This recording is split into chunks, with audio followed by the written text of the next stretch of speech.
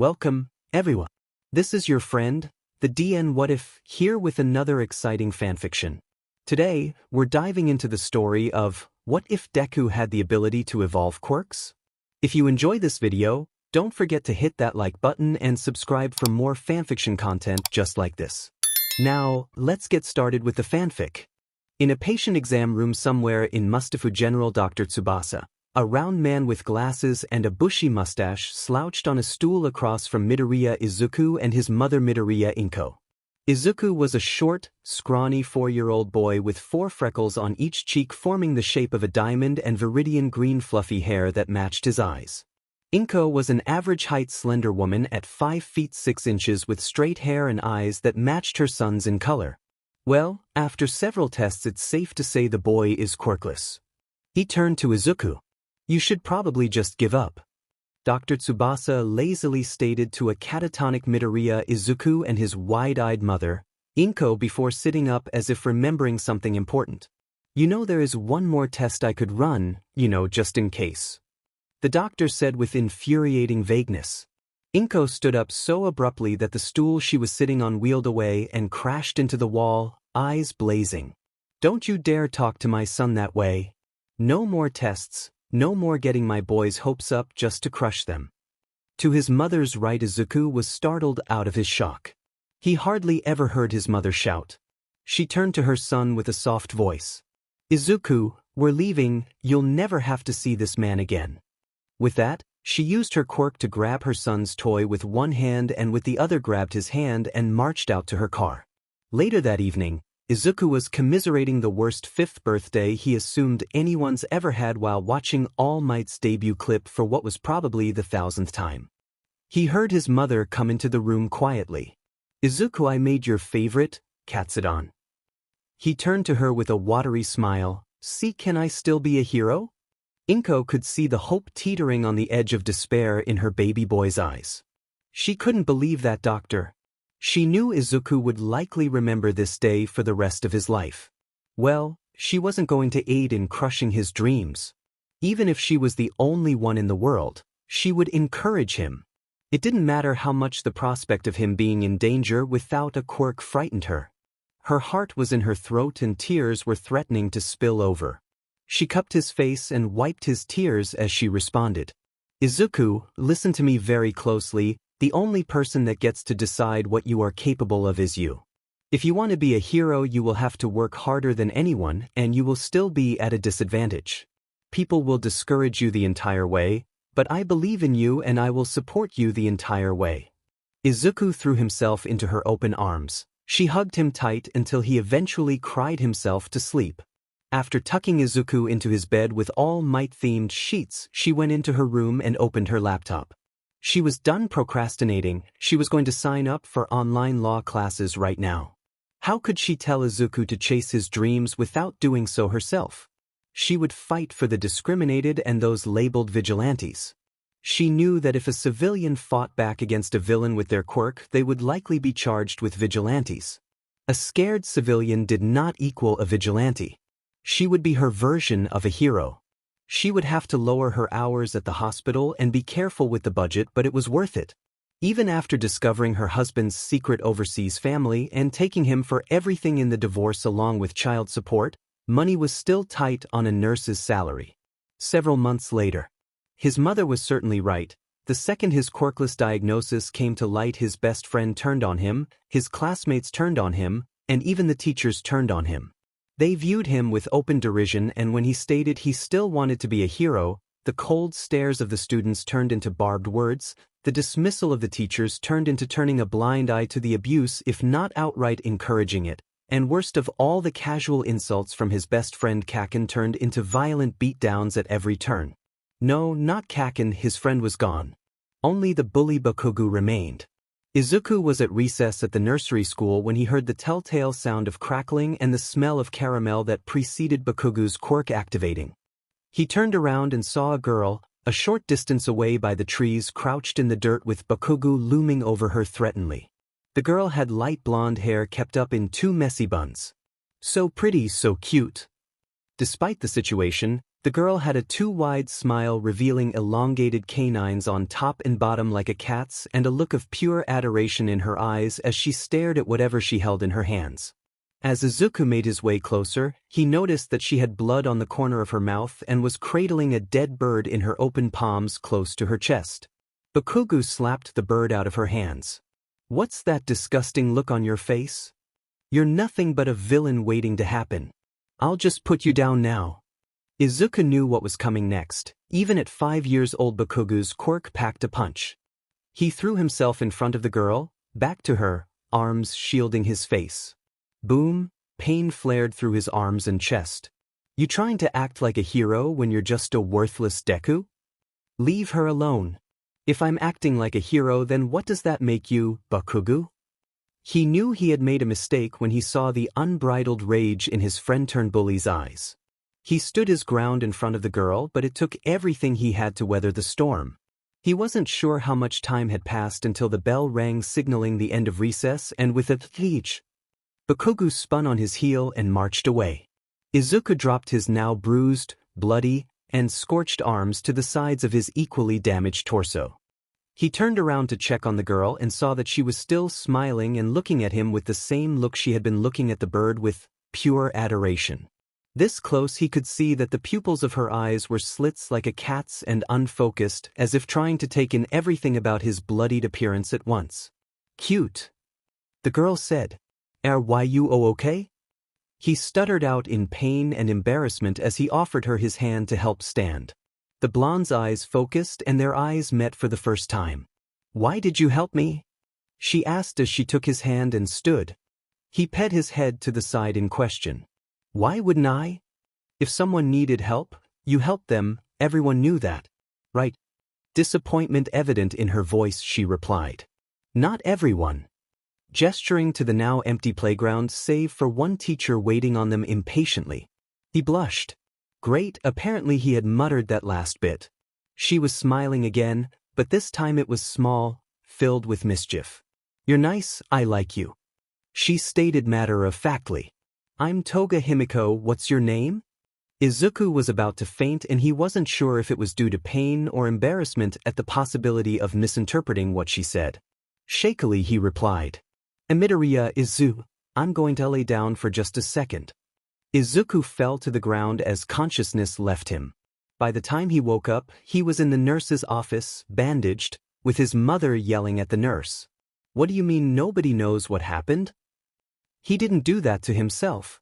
Izuku shot up. "I'm awake. Where's Toga? Inko world. My baby." She went to hug him but stopped short, remembering his injuries. Her eyes grew hard. "Is this Toga the one that did this to you?" "And oh, I was protecting her from." He cut himself off. He wasn't sure why he felt the need to cover for Bakugo. Nothing would most likely come of telling anyway.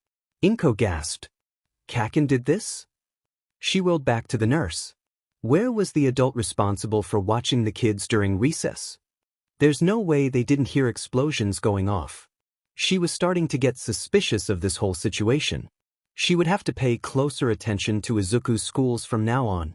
"I'm sorry, ma'am, I only know what I was told. To answer your earlier question, Izuku, Himiko Toga was withdrawn from our school by her mother. She won't be coming here anymore." The nurse clarified. Of course, the school had denied anything had taken place just like he thought would happen. Sure, Aunt Mitsuki had yelled at, threatened, and even forced Bakugo to start attending therapy once a month. It was something at least. He decided it was easier to just hide the evidence of bullying going forward. Even with all his effort, he was pretty sure his mother was onto him. He hated lying to her, but nothing would change except Bakugo would get more violent, so he just kept his head down and hoped to be ignored. Izuku wanted to start training to be a hero, but apparently, it wasn't healthy to start training until he was older. His mother had agreed to take him running with her in the evenings, however. She ended up having to carry him on the way back home most of the time though. Okay, so maybe she was right about waiting until he was older. He still snuck in some push-ups and crunches though. In an attempt to compensate for his lack of physical training, he began doubling down on his hero notebooks. He was breaking down the strengths and weaknesses of not just heroes, but villains and vigilantes as well. If he couldn't overpower his opponents, he would outsmart them.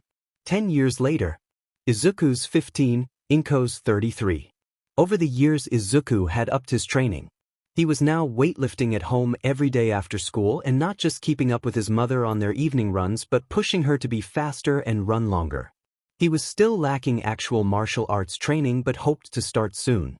He was now on analysis notebook number 20 and he could tell was improving just by how amateur his older entries looked to him now. His mother had finished her degree and had already made a name for herself as a lawyer who only took on discrimination and self-defense cases. She hadn't lost a case yet. Izuku and having quite the day.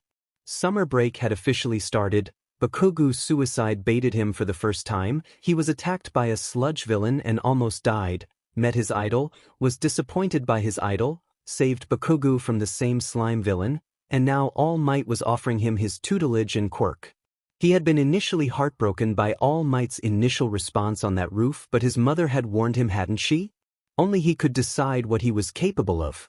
Izuku mustered as much hardball attitude as he was capable of in the face of his idol. I'll accept on one condition.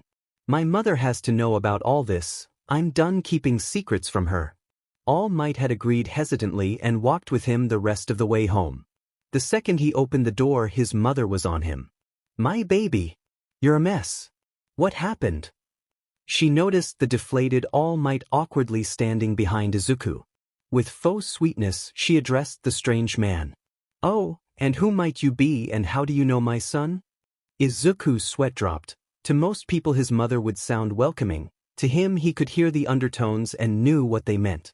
Inko was seconds away from Mama Bear mode. He quickly interjected. I'll tell you everything later, I promise, but in the meantime, this is a friend, and he has something to tell you. Inko calmed only slightly. She didn't miss that deflection. She gestured to the dining table. Go ahead and sit down, I'll make us some tea. All Might sat down at the table nervously and with as much poise as a newborn horse while Izuku helped his mother in the kitchen. Once the tea was poured and Inko had let the awkward silence go on long enough to make both Izuku and the strange man nervous, she spoke. So what is it you wanted to tell me, mister? All Might gulped. This woman was more terrifying than most of the villains he had faced. Yagi Toshinori. I believe it will be best to simply show you who I am so you believe me. Please don't scream. With that said, he puffed up into his muscle form. I am here. Inko did a spit take across the table. After Inko had stopped choking and calmed down, Toshinori proceeded to relay everything that had happened that day leading up to that point. Inko was in shock in more ways than one. Well, at least you corrected what you initially told my boy and apologized. Her eyes narrowed, her voice dropping dangerously. You did apologize, correct? Toshinori's eyes widened and he abruptly turned to a nervous-looking Izuku. Bowing slightly, he replied. I'm sorry for what I said on that rooftop, young Midoriya. I was wrong. Izuku was dumbfounded. All Might, the All Might, was apologizing to him. It's okay. It stung at first, but ultimately I'm the only one that gets to decide what I'm capable of. Inko was smiling warmly at her boy. The decision to support him fully was the best decision she had ever made. She could tell Toshinori was holding something back about this one-for-all Quirk. Suspiciously, she addressed Toshinori. There's something you're not telling us about this Quirk. Tell me everything and don't bother lying. Toshinori internally panicked before relenting. From the beginning then. Toshinori told the story of two brothers, the creation of OFA, and its users. Izuku was blown away. He knew OFA was a sacred torch handed down from generation to generation, but he had never expected all this. He was really glad he had his mother in his corner asking these questions he might not have gotten the answers to. Inko was beginning to suspect she was just going to be shocked at every other sentence at this point. And you're sure this all for one that has been hunting OFA users is dead? Toshinori looked down at his hands guiltily. I crushed his head with my own hands. They never found the body in the aftermath, but I'm sure. At the haunted look that passed over Toshinori's face, Inko eased up a bit. I'm sorry you had to do that. Thank you for telling me. If you can promise me that you will watch over my son in his training, then I have no problems with him receiving your Quirk. Toshinori puffed back up into his muscle form, stood, and bowed. I promise. Once Toshinori left the Midoriya's home, Izuku approached his mother reluctantly. He knew this conversation would be hard for both of them. Mother, there are some things I need to tell you that will be hard to hear, but before I start I want to apologize for keeping it from you. I didn't want to worry you. Izuku proceeded to tell his mother everything, Bakugo, the bullying, the suicide baiting, and the teachers turning a blind eye to or outright encouraging the abuse. His mother listened in silence while he listened with heartbreak evident in her features. In trying to prevent her worrying, he had inadvertently hurt her deeply. He promised her that he would never keep secrets from her again. She was the most important person in his life and he was done lying to her even by omission. Himiko was more heartbroken than she was surprised, but she had never suspected the bullying was to this extent. She had tried suggesting Izuku go to a new school a few times in the past to no avail. She had been trying to build a case against Aldera for years now but didn't have enough to go on. Once high school starts you won't be going to Aldera, that's but for sure. Izuku was about to argue but his mother continued. No but's young man. When I'm through there won't be an Aldera school district let alone high school.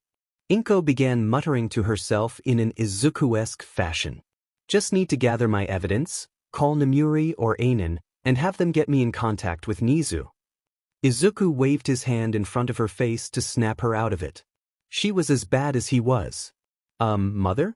Nizu as in Dean of UA? And who is Namuri and Ainin? His mother stopped her mutter spree and answered his questions with a dismissive wave of her hand.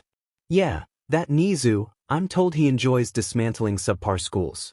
He calls it a hobby apparently. Namuri and Ainin are my girlfriend and partner. She added as if an afterthought until she realized what she had said and snapped her head up, eyes wide. Izuku was trying to parse all of that information. His mother was planning on dismantling an entire school district with the aid of the Dean of UA and his mother had a girlfriend and partner he knew nothing about.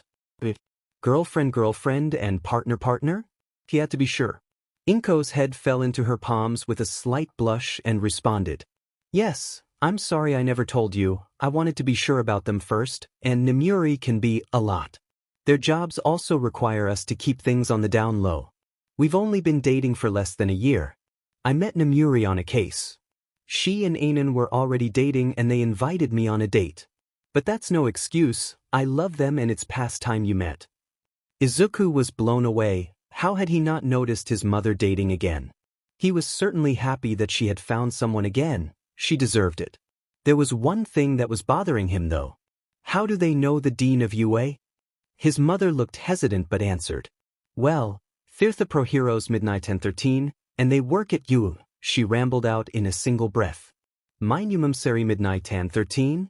Wait, I've read that 13 prefers they slash them pronouns, would they not want to be called mom? Izuku muttered. Himiko was smiling at how accepting Izuku was. She had never told him outright that she was bi/poly but she raised her boy right, he didn't have a bigoted bone in his body. You'll have to ask them. Namuri tried proposing to us a few times already but I told them that you have to accept them first. Ainin agreed to wait for that day. If Namuri heard you call her your new mom she would lose it. In the teacher's lounge at UA 29-year-old Kayama Namuri aka the 18-plus hero Midnight, a 5 feet 9 inches woman with onyx black hair up in a ponytail was wearing her casual clothes of leggings, an oversized sweater, and glasses. She sat grading finals while her 27-year-old partner Kuro's Ainin, aka the space hero, 13. They were very tall at 5 feet 11 inches, and had a spiraling chin-length bob of blue hair that grew lighter closer to the roots, simulating a vortex. They had eyes with black irises that made them indistinguishable from their pupils. Their pupils were rimmed with an almost glowing orange. Their eyes bore a striking resemblance to the first pictures of a black hole. Ainin was wearing their casual clothes of blue jeans, a black button-up shirt with a constellation print, and yellow high-top sneakers with a Velcro strap at the top. Namuri shot out of her seat when a shiver went down her spine. It's finally happening, she screamed, startling her fellow teachers and partner. She began frantically typing on her phone and Ainin spoke up to her left. Anem? What's going on? Nemuri looked at her like it was the dumbest question she had ever heard. I'm reserving a table for 4 at the grotto. It'll be a yes this time for sure, I can feel it. Ainin just shrugged. Who were they to argue with Nem's relationship intuition? It had worked on them after all. With only 7 days before he started his new school, Izuku was sitting on the steps leading down to a now-clean Takoba beach.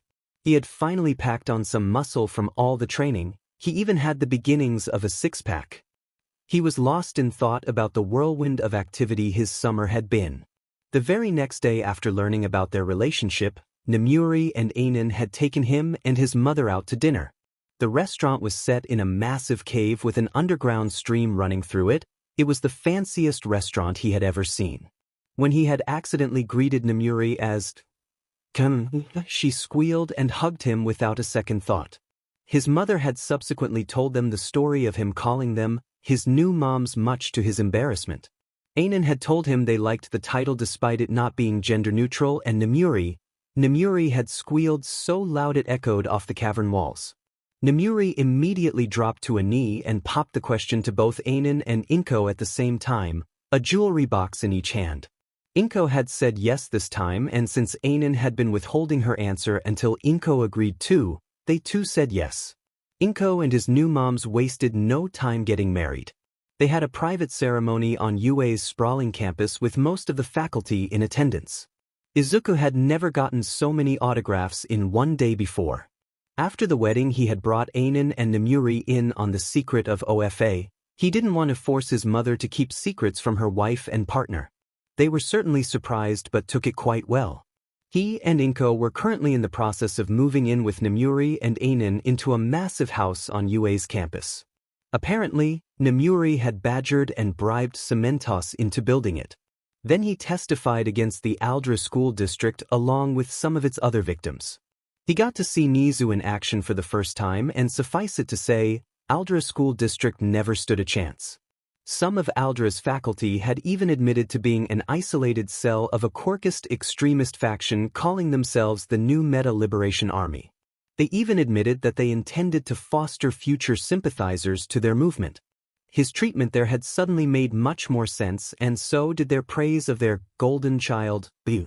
Once the media got hold of the information, the news of the trial spread like wildfire all across Japan. Luckily, Izuku and the other victims were kept out of the spotlight. He was pretty sure it was Nizu's doing. Izuku was brought out of his reverie by the sound of a car door closing.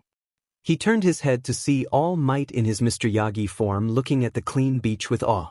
Upon noticing Izuku on the steps, Toshinori poofed into his All Might form and excitement called out, "Young Midoriya, you cleaned everything down to the last scrap, and with days to spare. Good job, my boy." Izuku didn't have many accomplishments to be proud of yet, but he could tell this was something that he would cherish forever. So what now? All Might looked upon his would-be successor with pride. He couldn't be happier in his choice. Now only the act itself remains. Remember, young Midoriya, there are 2 types of power, power given and power earned. You, my boy, have earned this power. Now eat this. All Might plucked a hair from his head and handed it to Izuku. Izuku looked at the hair for several awkwardly silent seconds before responding eloquently. "A what?" All Might's bravado faltered slightly before responding with, "Uncharacteristic nerves. Well, you see, it requires a willing transfer of DNA on my part, and while I had planned on boiling a hair in tea, I hadn't expected to finish so soon, so I'm improvising." Understanding dawned on Izuku's face. "Oh, I suppose that makes sense." He took the offered hair and with an audible gulp, he swallowed it. "When should it kick in?" "Well, as soon as you digest it, I imagine, though my Insiya made me eat her toenail clippings up until it kicked in, so I can't be too sure." All Might said with a shrug. Izuku gagged. "Well, I'm glad you're not her." About 30 minutes later, he was beginning to feel something well up inside of him. He turned to the now deflated Toshinori. Suddenly lightheaded, he stammered out, I think I feel it." He barely got the words out before he passed out. Izuku awoke at night on an island of black sand with nothing but placid water on every side. He looked up, and where he would expect to see countless stars, there were only 9, but something was strange. Each star was a different color. And they were moving. They were orbiting a green star at the center, coalescing, moving closer with each rotation. Izuku was startled when a feminine voice came from his left. "I'll have you know that toenail thing was hilarious." Izuku whipped his head to his left to see a not entirely corporeal woman. She was a tall, very muscular woman with black hair in a spiky ponytail wearing a retro hero costume. He tried to speak but found he couldn't, he had no mouth. "You can't speak here yet, you aren't even supposed to be here yet. We don't have much time before you wake, so I'll give you a quick rundown. We're inside of One for All right now. I know Toshi explained that One for All stockpiles power." She gestures to the vast ocean before continuing. What he doesn't know is that it stockpiles quirks as well as a piece of their wielders.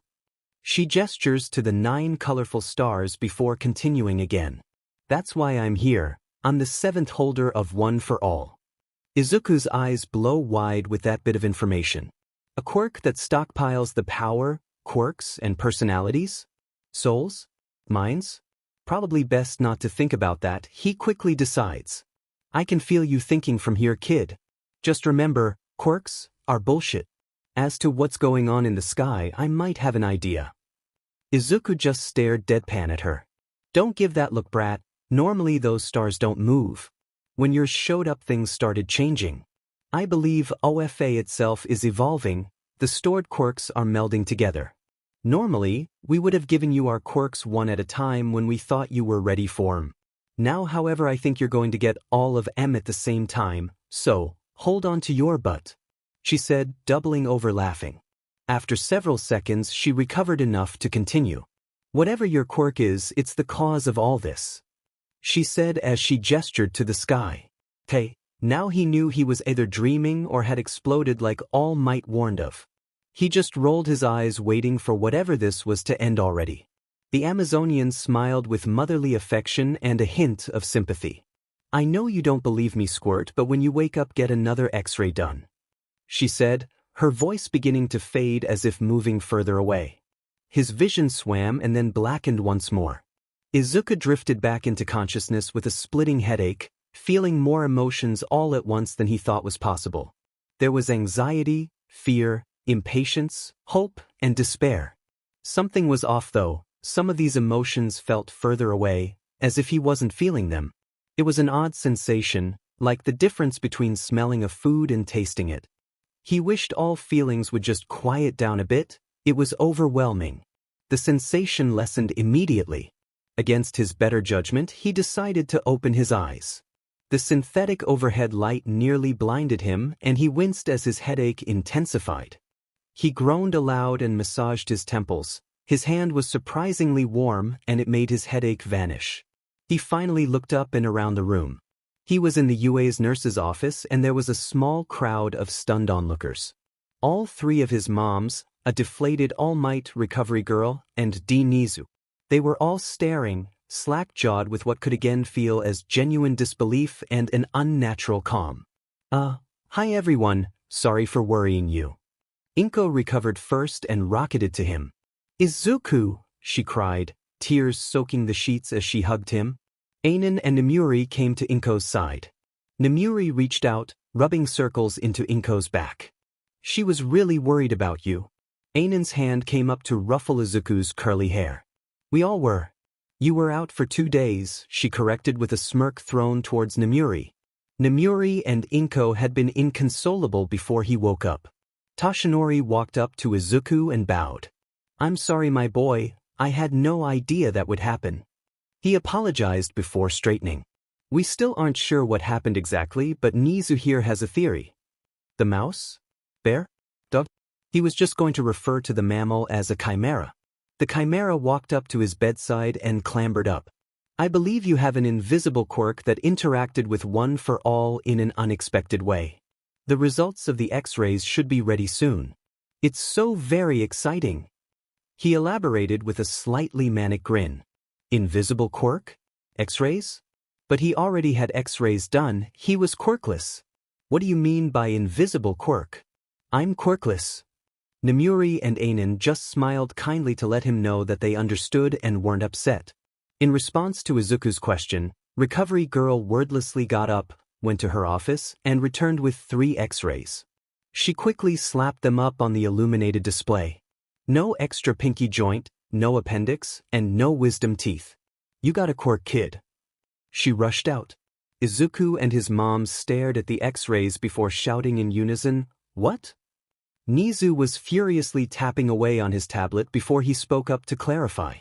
Your records show a Quirkless diagnosis via X-rays as well as other tests at 5 years old by a 1Dr. Tsubasa. Those test results were faked. Why, I'm not sure. This, Dr. Tsubasa, alongside his grandson, seems to have vanished some 5 years ago. He turned towards All Might. He vanished the exact same day as when you received your injury, All Might. Coincidental timing, wouldn't you say? He had a quirk. Well, an original quirk. Sure, he had no clue what it was, but he had one. Then there was Tsubasa. The implications of that were terrifying. His childhood doctor was possibly connected to the worst villain to ever exist and purposely misdiagnosed him as quirkless. But why? There was one more thing bothering him. Well, two. Earlier when I first woke up I had a horrible headache, but when I rubbed my temples it vanished like it was never there. I could also sense emotions that weren't mine, and when I wanted them to calm down they just did. Nizu spoke up before anyone else could. I noticed you stirring immediately, and when you rubbed your temples there was a faint greenish glow surrounding your hand. As for the emotions, I'm not sure, but right before you opened your eyes, instead of feeling impatient for you to wake I felt calm, but it was obvious that it was being forced on me. Izuku turned to a still distraught Inko. He could feel, no, he could sense her panic and tried to replicate the same sensation of willing her to calm. The effect was immediate. She whirled on him. I felt that. A gasp. Izuku, your eyes are glowing. As she was reaching to cup his face, he noticed a bruise on her knuckles. Mother, what happened to your hand? Inko gave a sheepish grin. I might have punched All Might when he told me what happened. Luckily I was in my hero form. She has one hell of a right hook, he said with a laugh. Izuku took his mother's bruised hand and ran his thumb over her knuckles worriedly. Then his hand began to glow and warm. The bruising receded before vanishing entirely. He felt like there was more that he could do, like a second gear, so he shifted it up. Inko's eyes began glowing this time. Everybody was in shock, none more than Recovery Girl. She knew how rare healing quirks were more than anyone. Izuku spoke with excitement. Is that my quirk? Before he could start muttering about possibilities, he was cut off by a strange sensation. Izuku felt more than saw, someone else in the room that wasn't there before. He looked up, and just past everyone was standing the more clearly defined woman from the strange dream. He heard her talk not in his mind, but with his ears. Technically they're all your quirks now. Everyone save for Izuku spun to face the intruder. Hello. I'm the one and only Shimura Nana, the 7th holder of One for All. Nice to meet ya. Nana cheerily said, as if there was nothing at all strange about her being there. How did you get in here? Nemuri demanded. Get behind me. Ainin shouted. Great, another person crowding my office, Chio grumbled. Oh my, Nizu said with uncommon surprise. Stay away from my baby. Inko yelled, eyes glowing brightly from her quirk. Sir. All Might whispered, looking like he had seen a ghost. Nana smirked with a sheet-eating grin. Hey Toshi, you look like sheet. All Might immediately coughed up blood and collapsed to the floor unconscious. Nana bent over, holding her sides, laughing and wheezing. Standing up and wiping the tears from her eyes, she explained. They're both more powerful than they used to be, but the first one with the feelings was the third's. It's called empathy. The glowing hand one that heals was the second's. It's called cell activation.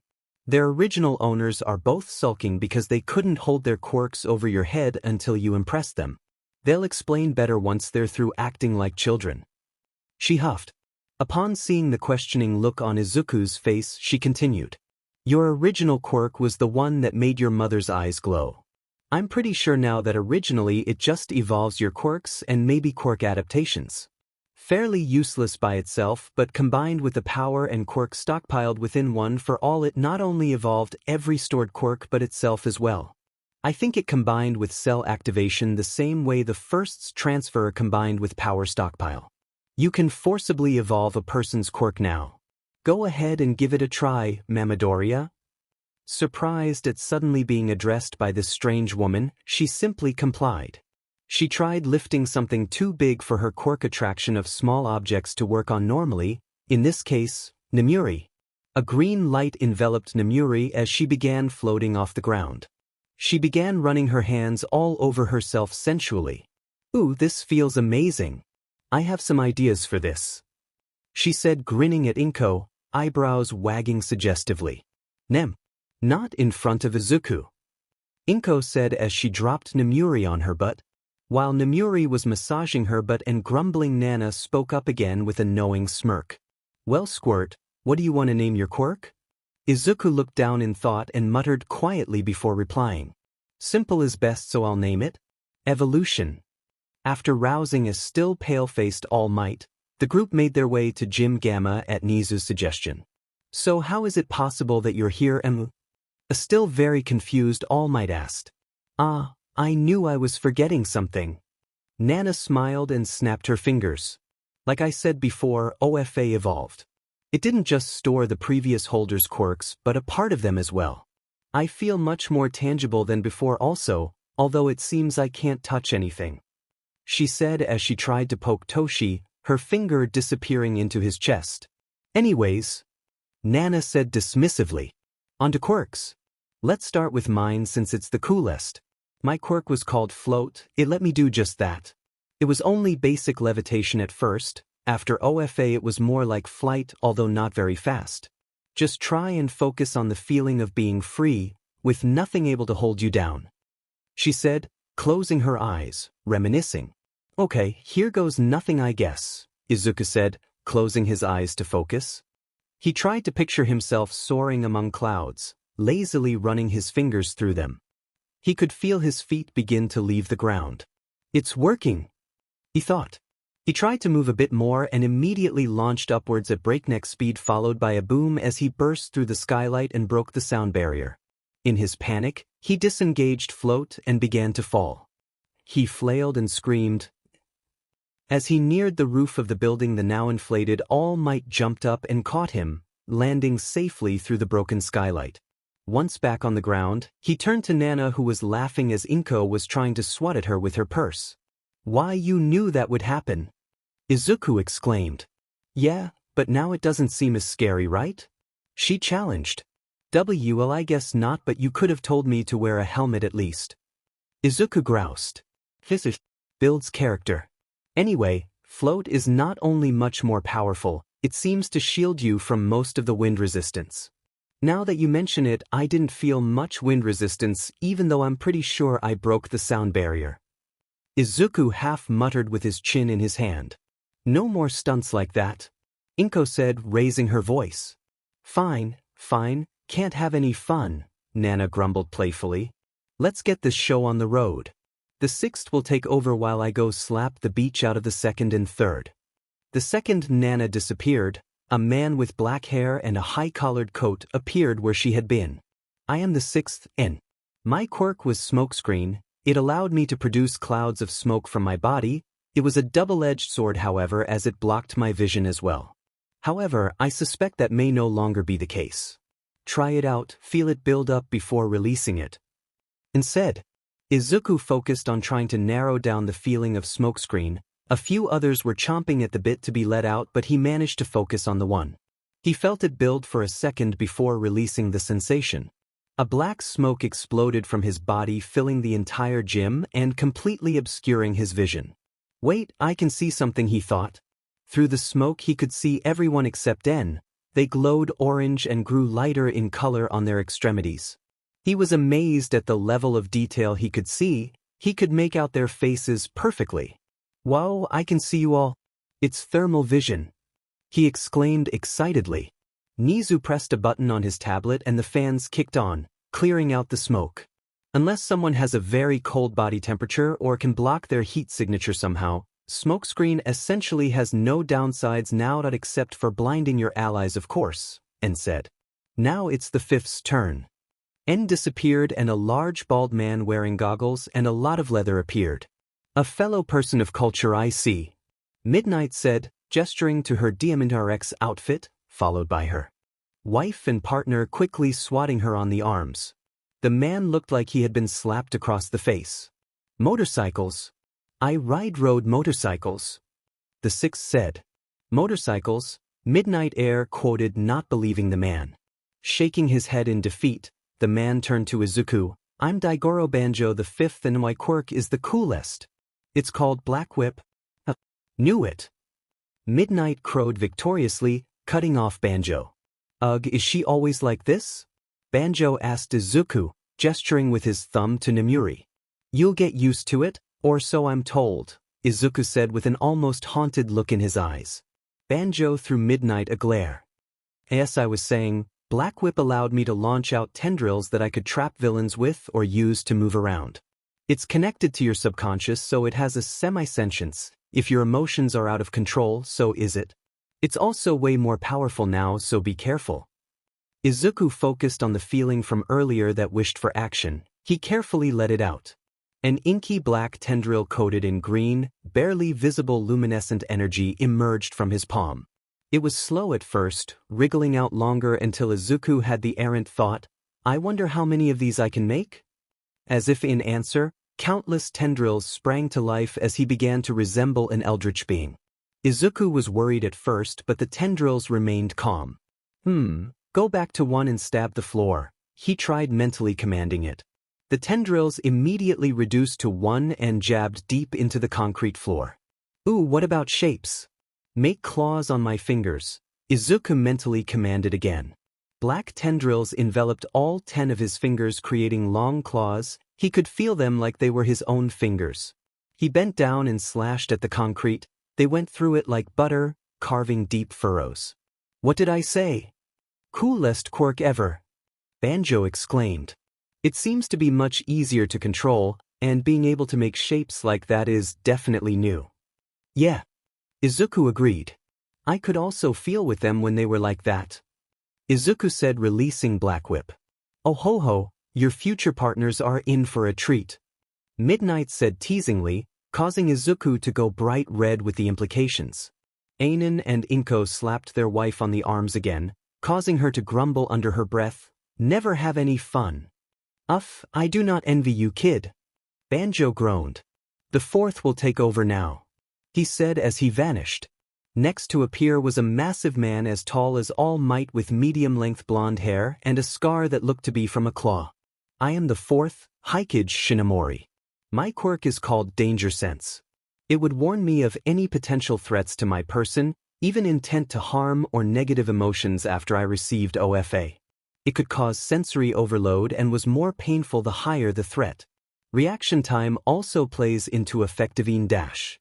Hikage was cut off by Nizu throwing a pen at the back of Izuku's head. Izuku felt a light nudge as to the direction and time slowed. He could still see Hikage's mouth moving in slow motion as he spun around only to see Black Whip swatting the pen out of the air. Ness. But I believe that it now dilates your perception of time and has interactions with the other quirks. Hikage finished weakly. Banjo reappeared. Black Whip. Coolest quirk ever, he said and promptly disappeared again. My, that is certainly a useful quirk, Midoriya. How painful was it? Nizu queried without a hint of remorse. It wasn't painful at all actually. It felt like a subtle nod to which direction the threat came from, Izuku stated after giving Nizu an incredulous expression. Count yourself lucky then, ninth.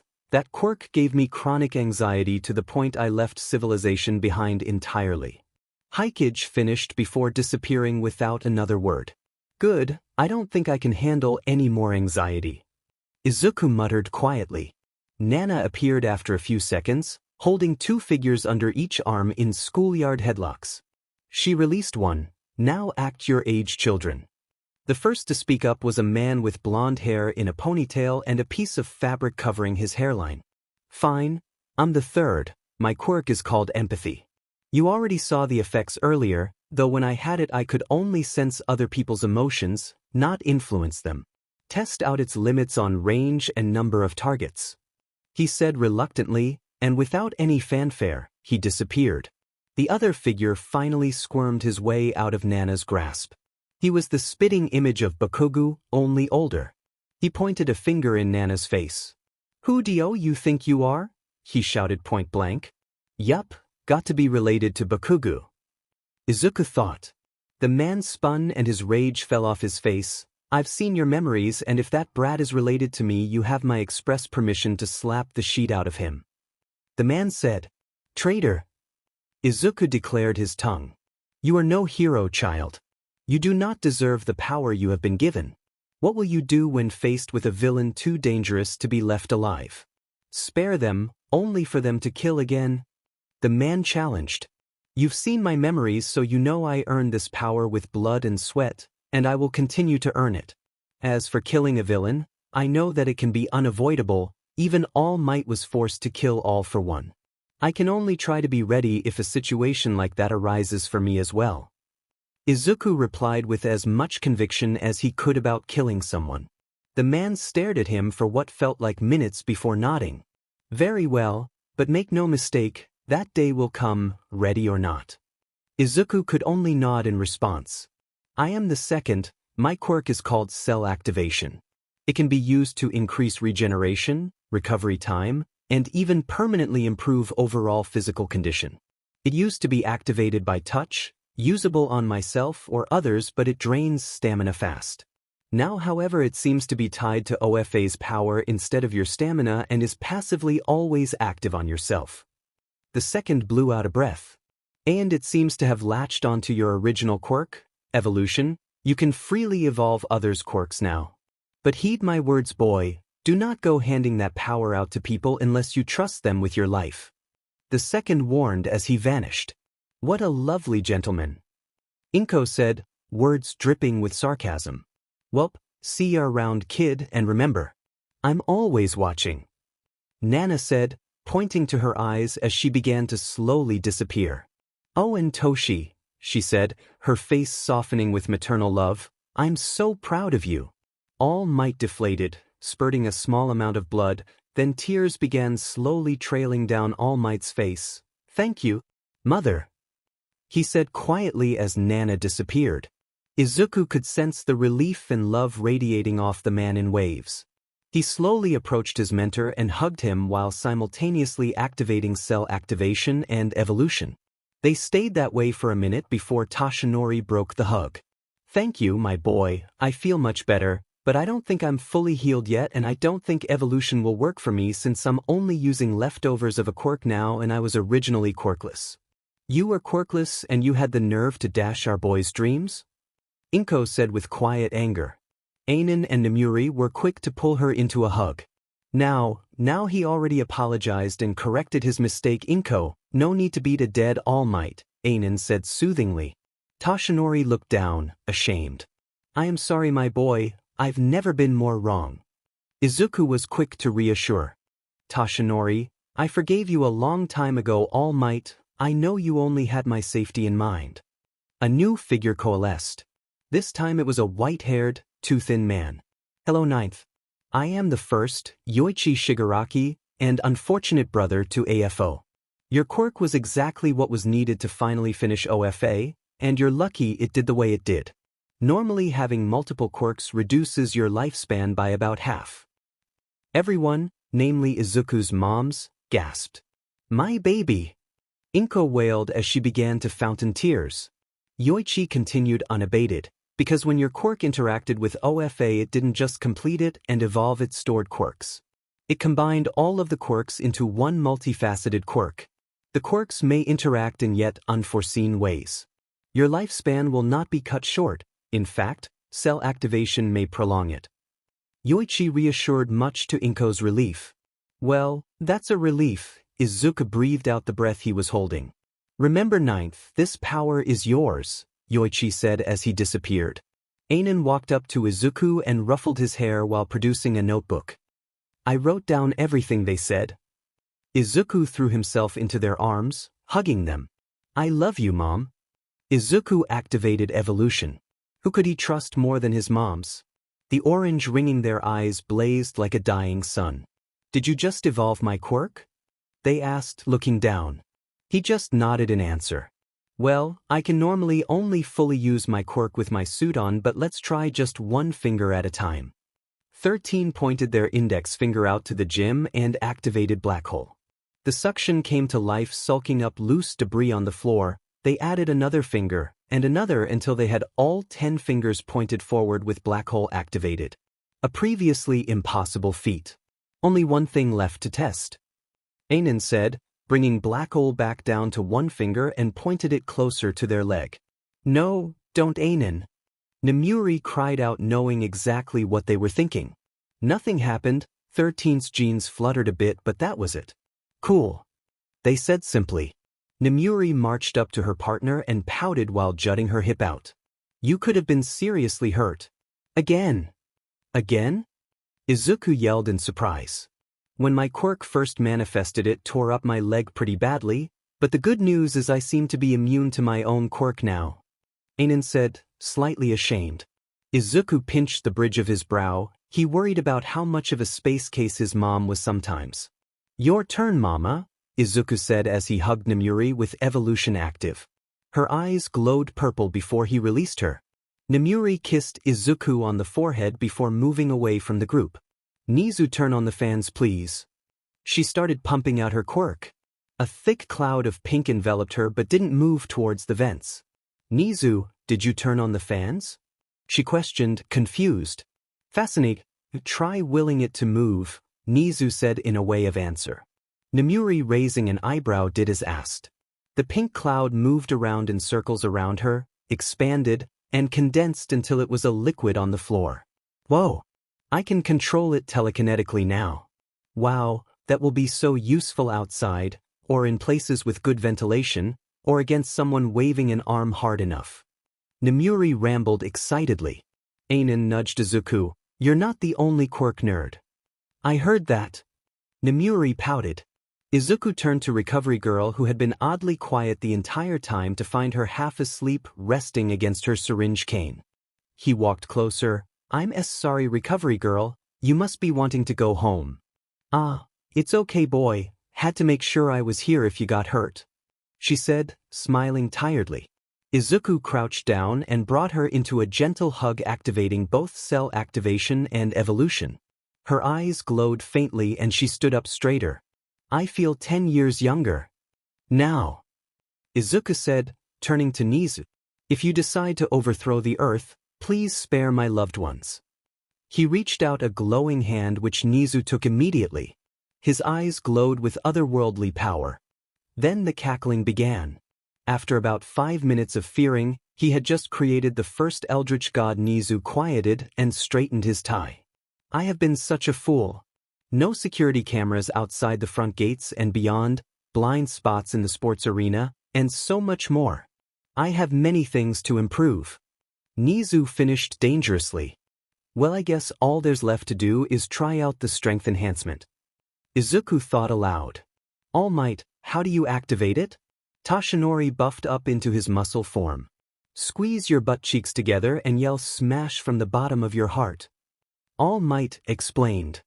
Izuku positioned himself facing the far wall.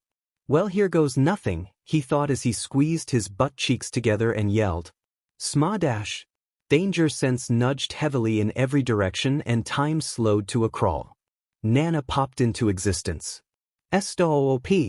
She yelled, surprisingly not in slow motion. He cut the power to OFA.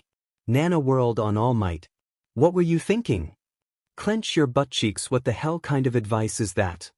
Nana admonished. Kid, OFA is way more powerful than when ol' meathead over here had it, she said, pointing a thumb to a thoroughly ashamed All Might. Try a tiny amount and work up from there. Nana actually instructed. Izuku focused on the unending ocean of power that was one for all. He tried using only a small portion, what he assumed to be 5%, and punched. A gust of wind followed the punch. Within the confines of the building, it was enough to burst the remaining skylights. Whoa, that was only about 5% and my arm still ended up hurting, he said, but before he could finish, cell activation healed the minor tears in his arm's muscles. Never mind, cell activation already healed it. Wait a minute. Doesn't that mean I can put on muscle practically instantly? Izuku said, having a revelation. Now you're cooking with neurons.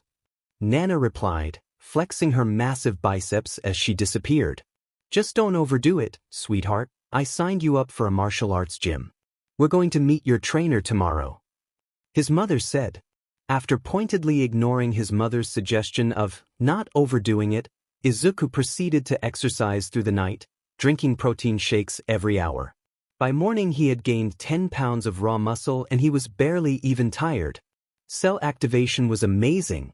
He only stopped exercising when he heard his mother exit her bedroom that she shared with his mama and mom. He set his alarm to go off in 1 minute, and after silencing his alarm he pretended to yawn. After taking a much-needed shower he emerged from his room to greet his mother in the kitchen and help her make breakfast, as was routine for him at this point. Upon entering the kitchen he found his mother eyeing him with suspicion, hands on her hips. "Why is the protein powder out, young man?" Inko questioned. "A late-night snack?" Izuku answered unconvincingly. "And why do you look like you put on more muscle as if overnight?" She continued to interrogate. Izuku looked down at his clothes, his white shirt that read pajamas, and black workout shorts to see that they were visibly straining against his newly acquired muscle. "Sorry," he answered, not meeting his mother's questioning gaze. "Honestly, Izuku, I know you're excited about your new Quirks. But you need to moderate yourself. Please, Izuku." His mother pleaded. "I'll try, I promise." He responded. "That's all I ask, sweetheart," his mother said with a kind smile. The moment ended.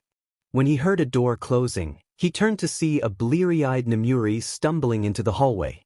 "Good morning," she grumbled before pausing. "Whoa, Izuku, did you get bigger?" His mama asked mischievously. 10 pounds actually." He replied with some pride. "My little lady killer is going to kill it on his first day of school." Namuri exclaimed. Maybe he isn't into just ladies?" His mother reprimanded her wife. "He is. We talked about it, he might even be poly. Imagine all the grandbabies Inko." Namuri all but yelled. His mother was on him immediately, squeezing him so hard that cell activation triggered. "So many grandkids." She paused, letting him go. "Whenever you're ready, of course." She quickly clarified. His mom appeared in the hallway then, looking even more bleary-eyed than his mama had been. "What is all the yelling about?" Anan asked, voice raspy from sleep. "We're going to have so many grandkids." Namuri yelled out in response. "What?" His mom asked, suddenly awake and staring at him with wide eyes. After sorting out that fiasco, Izuku was now on his way to where he would be learning martial arts, Ogre's Gym. His mother had said she knew the owner from the same case she had met Namuri on. After pulling up to a rundown building that said, Ogre's Gym, in unlit neon signs, he turned to his mother with a questioning, raised eyebrow. "Trust me, Izuku, this guy is the real deal. I got him off of some vigilante charges." Inko answered the unasked question. "Vigilante? Who?" Izuku quickly asked. If his mother had represented him, he knew that the vigilante had to be of the good variety, not like Stendhal. He knew most vigilantes from his notebooks. Maybe he already had him in one? He went by Knuckleduster. Inko supplied. Wow. He resolved more crimes in Narahata than any hero. His quirk is still a mystery. I wonder if I can figure it out. Izuku exclaimed, beginning to mutter. Inko tapped her son on the shoulder to prevent more ramblings. "Come on, Izuku, we don't want to be late." Upon entering the dilapidated gym, Izuku saw a man waiting for them. He was massive and would give Endeavor a run for his money for stature. He had a large scar running diagonally across his face. He seemed to have a permanent audacious smirk that all but promised violence. "There ya are, Pipsqueak." The towering man greeted. Hello, sir." Izuku nervously greeted. "Enough pleasantries. Let's see ya throw a punch," he said as he gestured to the heavy bag behind him.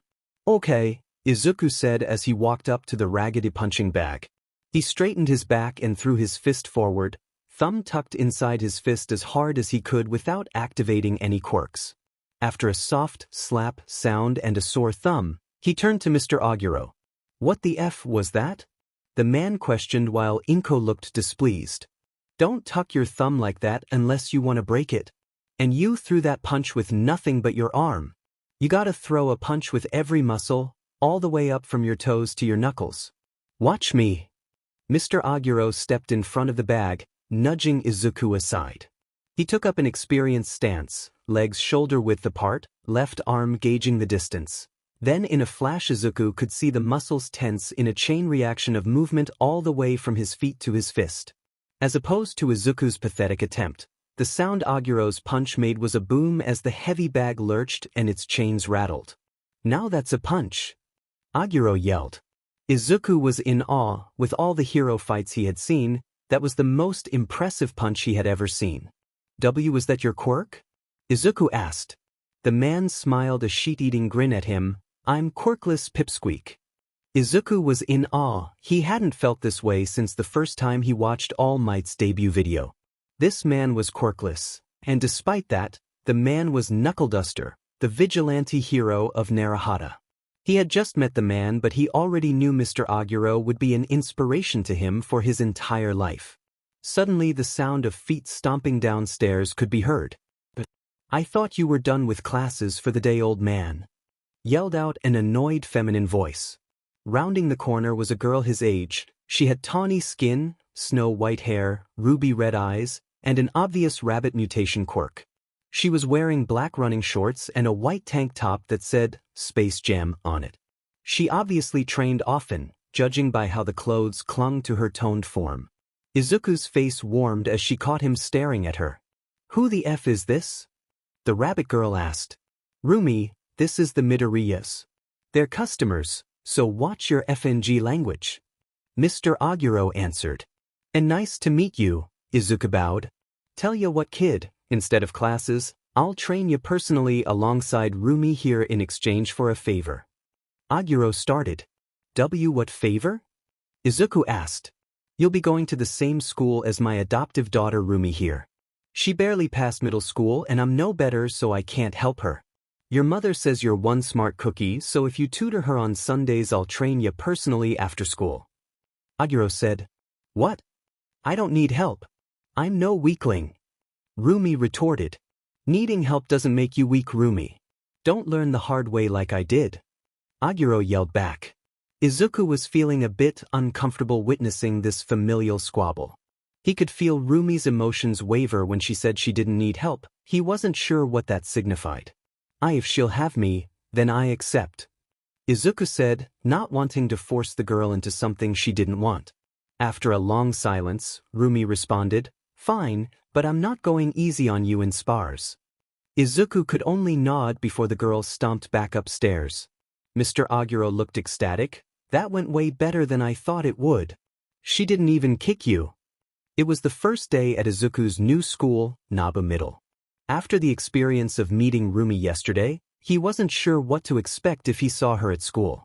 After arriving, he headed towards the front entrance. He was wearing a school uniform that was almost identical to Aldris. After entering the new hallways, he saw someone bump into a girl, causing her to drop the papers she was holding. The girl quickly waved off the offending person when they turned to ask if she needed help, but he could feel the girl's irritation.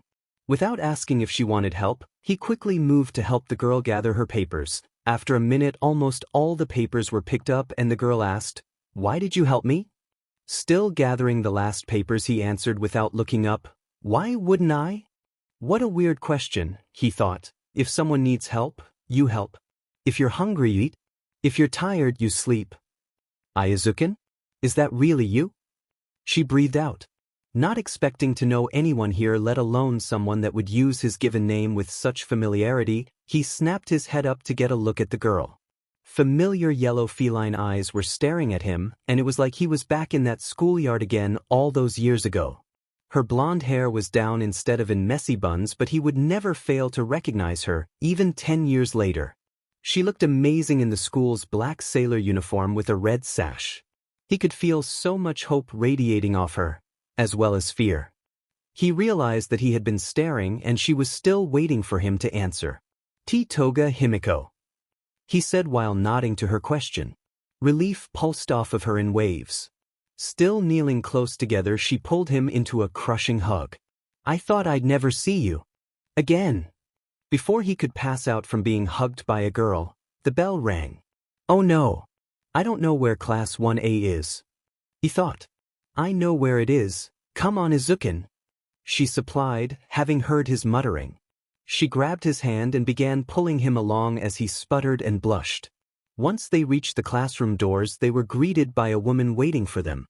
She had purple eyes that matched her flowing hair of wisteria blooms. She raised an eyebrow at their connected hands but didn't say anything about it. You must be Midoriya and Toga. I'm your homeroom teacher, Ms. Sato. It's a pleasure to meet you, she greeted, and after they both greeted her in kind, she continued. You're both new to the school district, so I'm going to be introducing you. Midoriya, you'll be first. Come in when I call for you. Himiko was still gripping his hand as if he would disappear if she let go. Still resembling a strawberry, he turned to her. I'm surprised you remembered me, he said, breaking the silence. She turned her head from where she had been staring blankly at the classroom door to meet his gaze. I would never forget my hero, she said while rubbing her thumb over his knuckles. Before Izuku could pass out, he heard the teacher call him in. Himiko released his hand and he walked into the classroom. Go ahead and introduce yourself, Miss Sato said while gesturing to the waiting class. Midoriya Izuku, I hope we get along, he greeted nervously. He really hoped the school uniform was the only thing this place had in common with Aldra. What's your quirk? A somewhat snide voice asked. Izuku looked up to see a blonde-haired boy smirking derisively at him. It does a lot of things, so I just call it superpower. It's a stockpiler that only manifested a few D-days ago due to its complicated nature. He supplied the cover story that Nizu himself had cooked up. It was vague and due to the nature of stockpilers, the lateness could be explained away. Useless then, the blonde sneered. Izuku looked down at his red high-top shoes. He could feel the hope that this school would be different from Aldra Crumble. I'm really useless anywhere, aren't I? He thought. Shut up, Minoma. Just because you can't copy his quirk doesn't mean it's worthless, an aggressive voice called out from the back of the class. To me it is, Minoma snidely commented. Izuku looked up in surprise. The boy didn't mean that he was useless? Only because he couldn't copy his quirk? He looked to see who had called out the rude boy and recognized Rumi in the back corner with her feet up on the desk, wearing ankle warmers. You can copy quirks that aren't stockpilers? That's so cool. How do you copy them? How many? How long? What about mutation types? Do you automatically know how they work once you copy them? Do they feel different? Can you have multiple active at a time? Izuku rambled out his questions. Miss Sato clapped her hands. Okay, let's move on. Midoriya, go ahead and take the seat next to Aguro in the back. Izuku went beet red realizing he had been rambling about quirks. He quickly made his way to the open seat to Rumi's right. After sitting down he looked to her. Thank you Aguro-san for saying that. Rumi smirked. Call me Rumi, I hate formalities and don't mention it. Minoma is an a-hole and I could tell you were misinterpreting what he said. Ms. Sato called out for Himiko to come in. She walked into the class but she was wearing a look that seemed unnatural on her. He almost couldn't recognize her, it was like she was wearing a mask. She's dangerous. Rumi said to herself quietly enough for only Izuku to have heard. He knitted his eyebrows together. Why would she think Toga is dangerous? He thought. Rumi looked at him and whispered, It's part of my quirk, I can sense the danger someone would pose to me. He was so sick of muttering, but while that was a cool aspect of a quirk and really similar to danger sense in a way. Himiko gave a similar introduction as him while they were whispering, Minoma immediately asking the same question he had asked Izuku. My quirk is called Transform, Himiko answered curtly. How does it work? Minoma rudely asked. Though Himiko's mask didn't falter, Izuku could feel so much fear coming from Himiko that he almost gagged at the sensation. I can transform into someone else, but I have to love them, she hesitantly said. Izuku could feel her emotions waver when she mentioned love. Maybe it means they're lying? But why would she lie about the requirements of her quirk?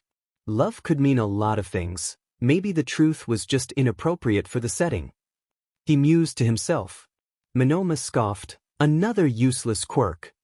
Monoma, I gave you the benefit of the doubt, but you just earned yourself detention after school.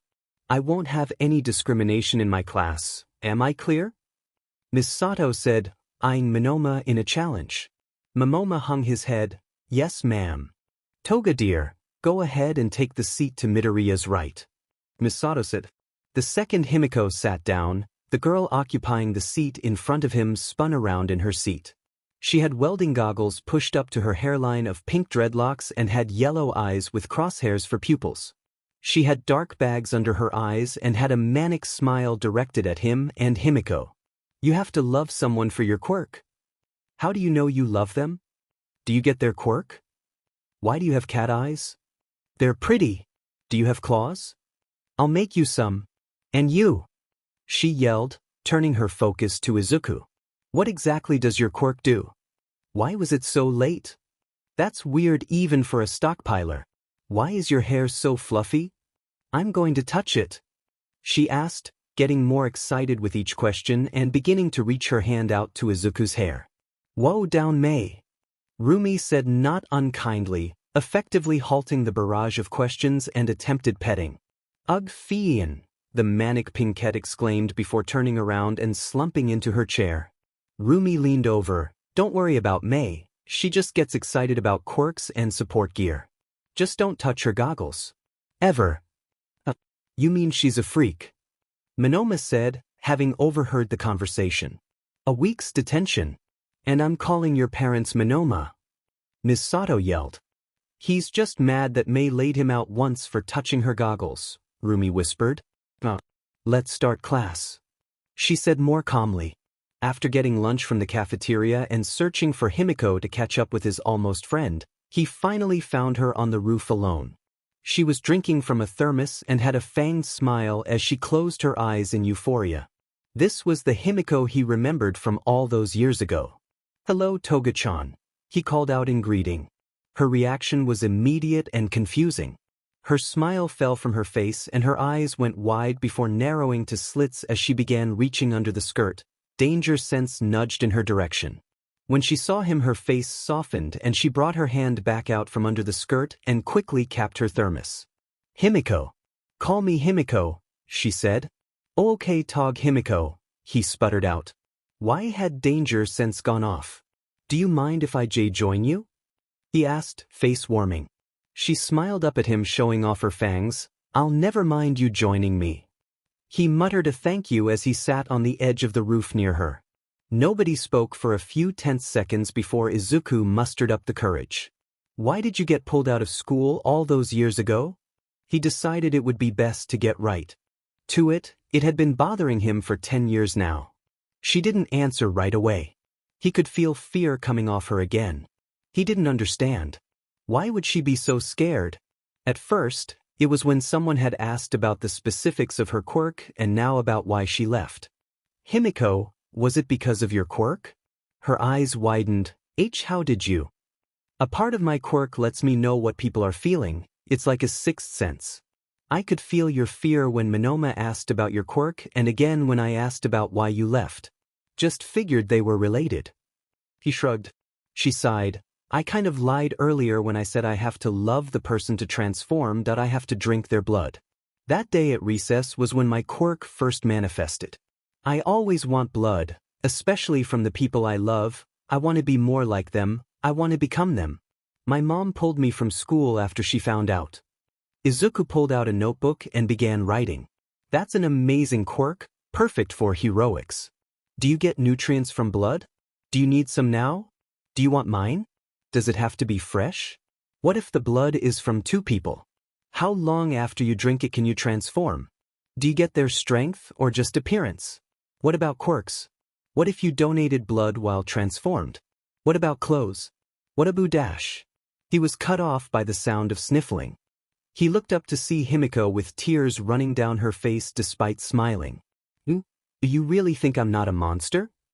Himiko asked in a quavering voice. What? No, why would anyone think that? It's just blood. Izuku rushed to reassure her. After a decade of bullying, Izuku didn't so much as blink at the sight of blood anymore. But I'll never be normal. What's normal? Normal hasn't existed since the glowing baby was born. Izuku huffed. Himiko wiped the tears from her eyes and looked up at him like she had so long ago, with pure adoration. This time he could feel the emotion as well as see it. There was something else there too, but not something he recognized. Give me your number, I'm not losing track of you this time, Himiko demanded. After sputtering and exchanging phone numbers, they ate their lunches in comfortable silence, save for the soft cooing Himiko let out any time she drank from her thermos. Once school let out, Izuku began walking towards Ogre's gym for his after-school training when Rumi ran up beside him. Why didn't you wait for me, a-hole? Rumi asked the moment she had caught up to him. He really couldn't figure out if she disliked him or not. Maybe she was just brash like Kaken had been? Hopefully, she has more in common with Kachen than Bakugo. He thought. I asked you a question, Runt. She stated, having grown impatient. Runt? He looked at her. She was taller than him, but not by much, if you didn't count the years. Sorry, Ogre Rumi, he corrected upon seeing her glare at the formality. I'm used to leaving as fast as possible. Her face softened slightly. Bullies, huh? Well, after you get some training in, you'll be kicking their butts. She yelled while clenching her fist in the air, showing off her muscular arm. Oh no, I'm training to be a hero, and not for fighting bullies. He muttered. He felt her mood change immediately. It went from excitement at the thought of a fight to fear, borderline despair. No, you have to fight back. She cried out, before blushing enough for it to barely be seen through her tawny skin. She turned and ran ahead of him. What was that? He thought. Once Izuku stepped into Ogre's gym, he saw Rumi dressed only in small black running shorts, her small white tail sticking above the waistline and a black sports bra showing off her well-muscled physique. She was already sweating as she wailed on a heavy bag with a flurry of kicks, her abs glistening as she twisted for each kick. There ya are, pipsqueak. Go get changed and in the ring, we'll work on the basics.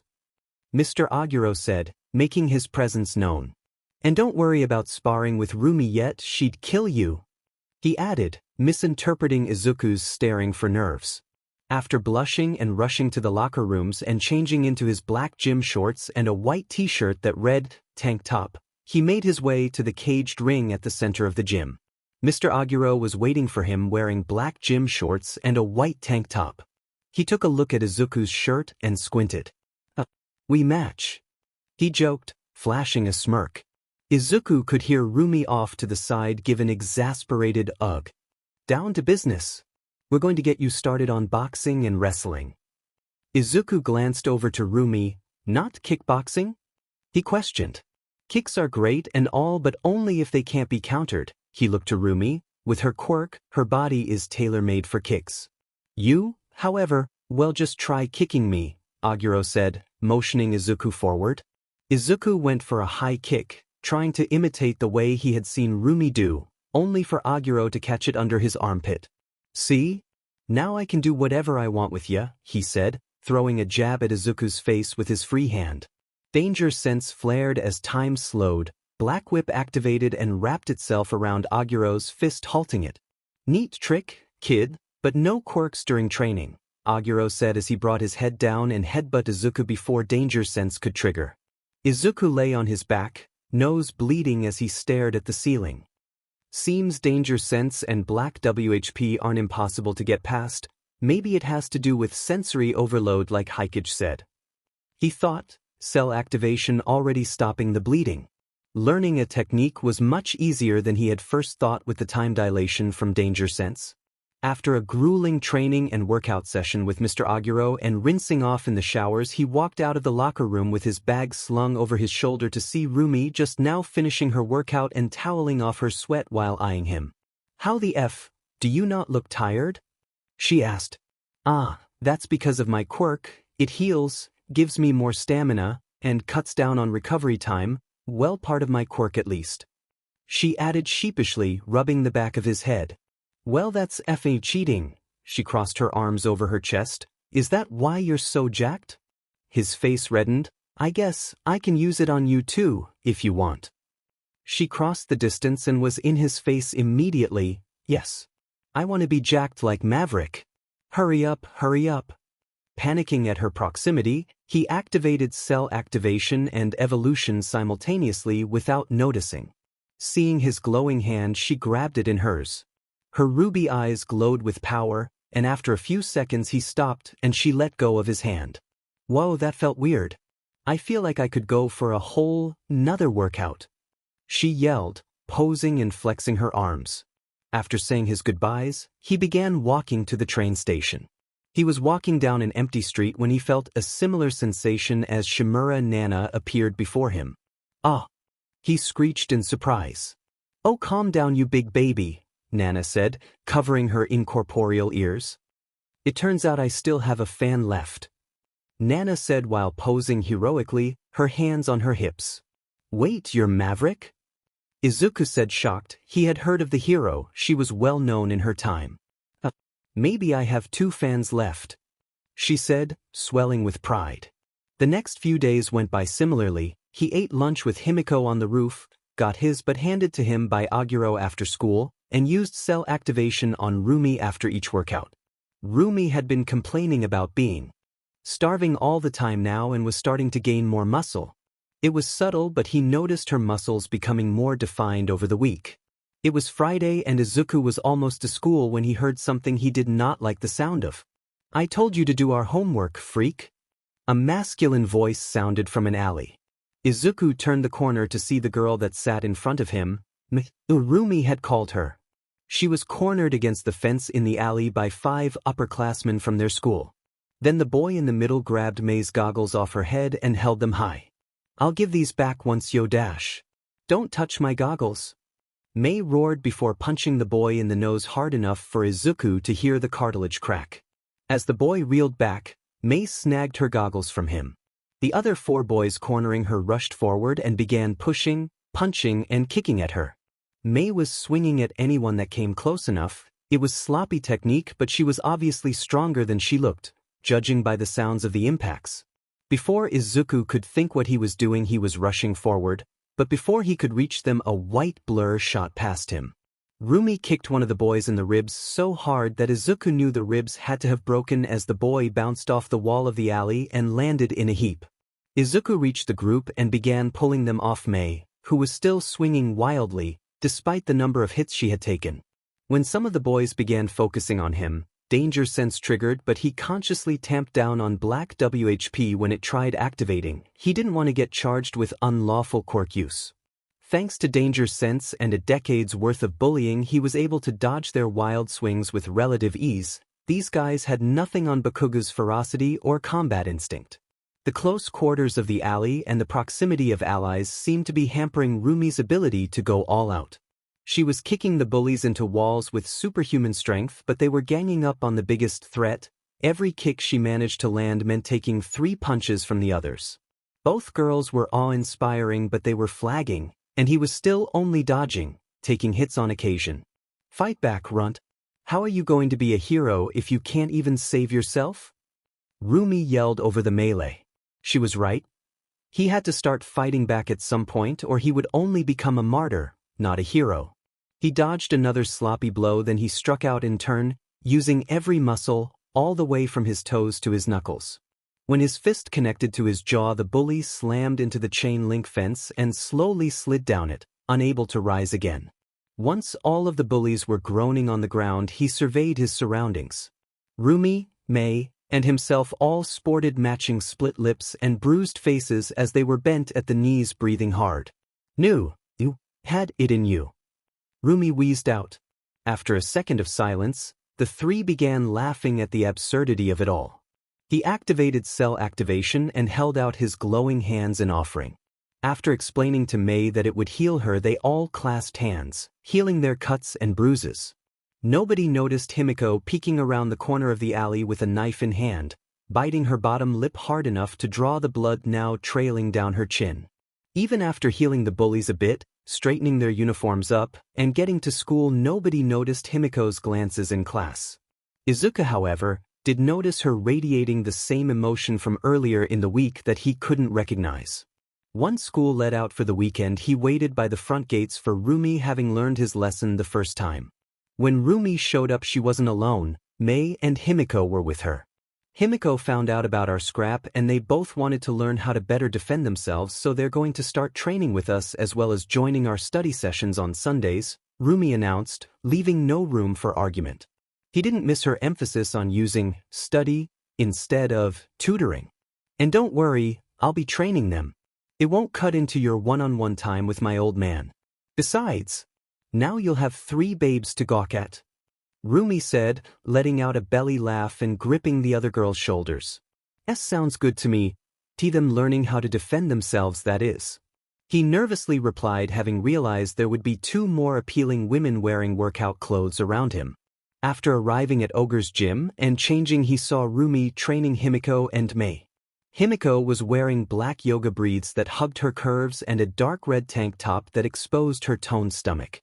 Mei was wearing men's gym shorts similar to his but rolled up at the waist and an oil-stained white t-shirt that had the arms cut off, exposing her surprisingly muscled arms. Rumi smirked when she caught him looking at them. Enough enjoying the scenery, get in the ring, pipsqueak. Today we're learning Krav Maga, Aguro said, startling Izuku. After that beating, he had never been more happy to have danger sense and cell activation. It was Saturday morning as Izuku groggily watched the news while eating breakfast, hoping to catch a new hero debut. Earlier this morning in Kamino, a turf war between 2 rival gangs erupted, leaving several dead. Thankfully no civilians were harmed. The reason behind the turf war is still unknown at this time. Izuku, hurry up or you'll be late, called his mother. Izuku shoveled the last of his eggs into his mouth and ran out of his house and onto the outskirts of UA's campus. Today he was going to properly practice with his quirk. Deciding to use it as a warm-up, he jogged the 3 miles to Gym Gamma. With his green tank top, that red t-shirt, now sticking to his body with sweat, Izuku was fanning his shirt to cool off as he walked through Gym Gamma's doors. The lights were off and there was a small form on the floor a few feet away with a pool of red underneath it. Each a dead bill. I can sense their emotions, they're still alive. I'll save you. As Izuku rushed forward, hands glowing with cell activation, the body sprang up. I'm alive. The body yelled. The lights to the gym flicked on to reveal a small old man in a yellow hero suit in front of him, along with a shaking Tashinori and a cackling Nizu by the wall of the gym. Before anyone could explain what in the world was going on, Nana appeared in between the old man and Izuku. I'm alive, she parroted. Silence reigned for nearly a full minute. Kid, if this is a joke, it ain't funny. The old man grouched. No joke, Sora. Wow, you got old and short, the ethereal Nana said, bursting into laughter. Sora's eyes watered. Is that really you, Nana? Nana stopped laughing and her face softened. It's a long story, but yeah. Thanks for watching out for Toshi. Nana explained everything to Sora, or Gran Torino, who gave a subsequent beatdown to All Might for not telling him about Nana right away. That's how Izuku learned that this possibly insane old man was the one that had trained All Might. He had immediately produced a notebook and asked for an autograph. Nizu had asked to borrow the notebook, and after reading the entire thing in less than 10 seconds he declared Izuku his pupil and told him to show up tomorrow morning for personal lessons on analysis. That had been enough for everyone to look at Izuku as if he was diagnosed as terminal. While they were finishing talking, Izuku was checking out the rest of the gym, which was now full of floor-to-ceiling concrete pillars about 10 feet apart from each other. All right, kid, fire off one for all at me, Gran Torino said all too casually. Izuku turned to look at him like he had grown a second head. It. The only answer he got was a yellow boot flying at his face. Time slowed and a black tendril of power wrapped itself around the boot before Izuku even knew what was happening. Gonna be the hard way? Hit it, Nizu, Gran Torino says as he dons thermal goggles. Ominous cackling could be heard coming from somewhere behind him before the lights flipped off and danger sense nudged in every direction at once. Izuku switched to thermal vision and saw dozens of turrets warming up along the walls. In near panic, he let out a smoke screen that filled the entire gym. A staccato of gunfire erupted from every direction. Time slowed to a crawl as dozens of tendrils began flailing wildly to intercept as many of the bullets as possible. Pain, but not as much as he was expecting. They're RBB bullets. Hoping to lose the turrets in the smoke, he moved position only to hear Nizu redouble his cackling. Apparently the turrets had thermal vision. Anytime he attempted to find cover from the relentless gunfire, Gran Torino was there to kick him back into the open before dashing off again into the maze of pillars. Okay, I need one for all, but I can't use all of it, so maybe just a little? He began channeling OFA into his arm, green arcs of energy running along it, preparing to throw a punch where he thought Torino might be. He recalled what Mr. Aguro had said about punching with every muscle from toe to knuckle. That was it. He began channeling OFA over his entire body, through every muscle. He could feel his muscles and bones straining with the power of it. He turned it down to a level where he couldn't feel cell activation about to engage from the damage. Green energy danced along his skin as if the power itself wished for action. If I had to guess, I would say this is about 5% of my maximum. About time, Izzy, Gran Torino said, rocketing at him. Since the pillars were too close to each other for float, Izuku began jumping from pillar to pillar as Black Whip and Danger Sense were handling any RBB bullets he wasn't able to dodge. He was finally able to focus on Gran Torino as they ricocheted around the gym after each other. Judging by the old man's emotions, he was having the time of his life. The game of cat and mouse went on for what felt like hours, until after a boot to the face, Izuku, in an act of desperation, activated float as he jumped after Gran Torino. He outpaced Torino and finally caught him and deactivated float, rolling to the ground with his prize. After releasing his hold on him, Gran Torino jumped up, took off his goggles and began stretching. Not bad, kid. That was the most fun I've had in years. Izuku was doubled over wheezing. He's not human. Training so many sides of his quirk was exhausting, even with cell activation. Gran Torino began jauntily walking over to where Toshi was clapping with a proud smile, and Nizu looked like had just found enlightenment. Water break for 10, then we go again. Izuku was starting to understand why All Might was so scared of the man. It was starting to get dark out by the time Gran Torino called an end to training. Izuku was pretty sure he was about one more run away from dying of exhaustion. They made their way back to Toshi and Nizu. He figured that he could get away with one more quirk activation and stay conscious.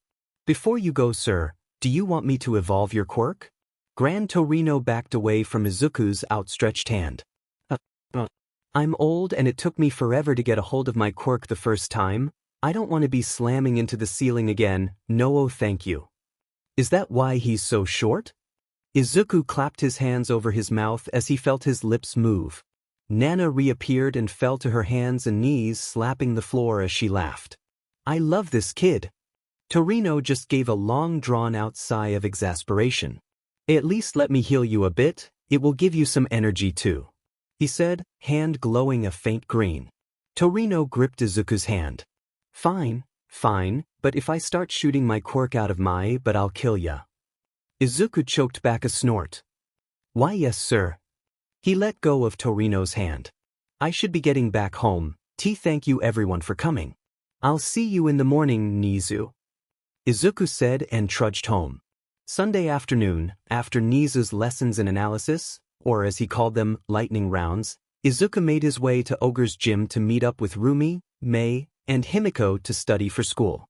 He was wearing tan cargo shorts and a black t-shirt that read, Thinking Cap, in yellow lettering. He had no idea what a study session among friends was supposed to look like, but he was excited regardless. He actually had friends to study with now. On his way to the gym, he grabbed some drinks and snacks for everyone at a local convenience store. You were supposed to bring snacks, right? Izuku walked into the gym to see Rumi wearing gray yoga breathes and a black tank top, flexing in different poses as Himiko and Mei clapped and cheered. Himiko had her hair up in messy buns and was wearing a baggy black hoodie and a dark red skirt with black thigh-high socks. Mei was wearing navy blue mechanics coveralls rolled down to her waist, exposing her black tank top. Mei and Himiko were radiating the same emotion his moms did when they looked at each other, attraction. Good for them, he thought with a small smile. As Rumi was flexing her new muscles, he wondered how she had packed on so much in just a week, even with his quirk's help. She was incredibly athletic to begin with, but now, however, she was jacked, as she had put it. Her shoulders were pronounced and clearly defined, her biceps and triceps bulged as she flexed, and her six-pack could be seen straining through her tight tank top, and her legs looked like she could squat a car. She was giving him her trademark grin. She caught him staring. Again. She was also giving off the same unrecognizable emotion he had sensed from Himiko earlier in the week. See something ya like Izuku? If he wasn't holding two bags he would have covered his neon red face, so instead he settled for sputtering, "I be brought a snacks." "Oh relax, I don't mind you looking. Got to say though, when you said your quirk helped build muscle I didn't think it would help me gain 50 pounds in a week. It's weird, I should be even bigger but I think I just got more dense." She paused a moment then pointed a finger at him. "If you laugh, I'll kick you." 50 pounds?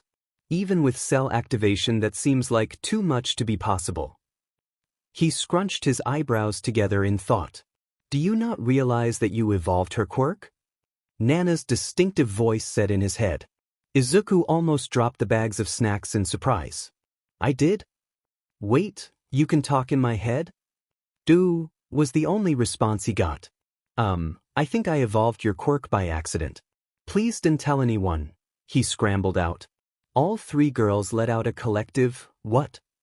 Confusion crossed Himiko's face. "So your quirk can let you sense people's emotions, heal, and evolve quirks?"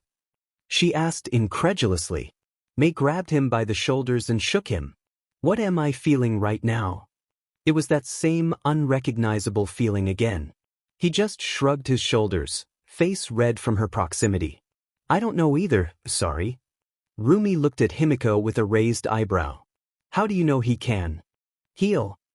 Himiko's eyes widened slightly at her mistake, and Izuku sensed her nerves.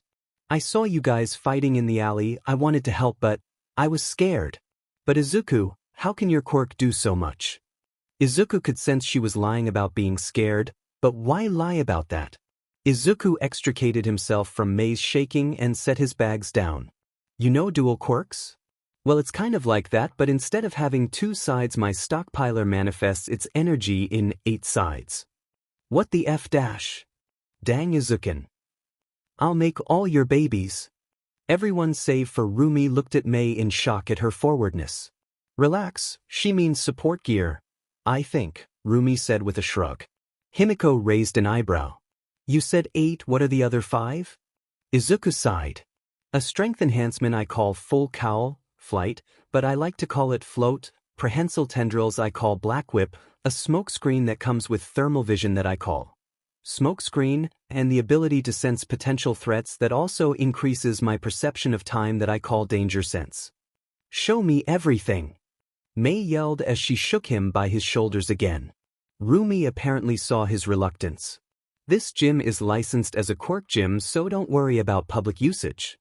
"Oi, here goes." May backed up as he gently lifted off the floor, tendrils lazily extending from his palms, green arcs of energy running over his skin, and finally giving off a small puff of smoke that covered his body.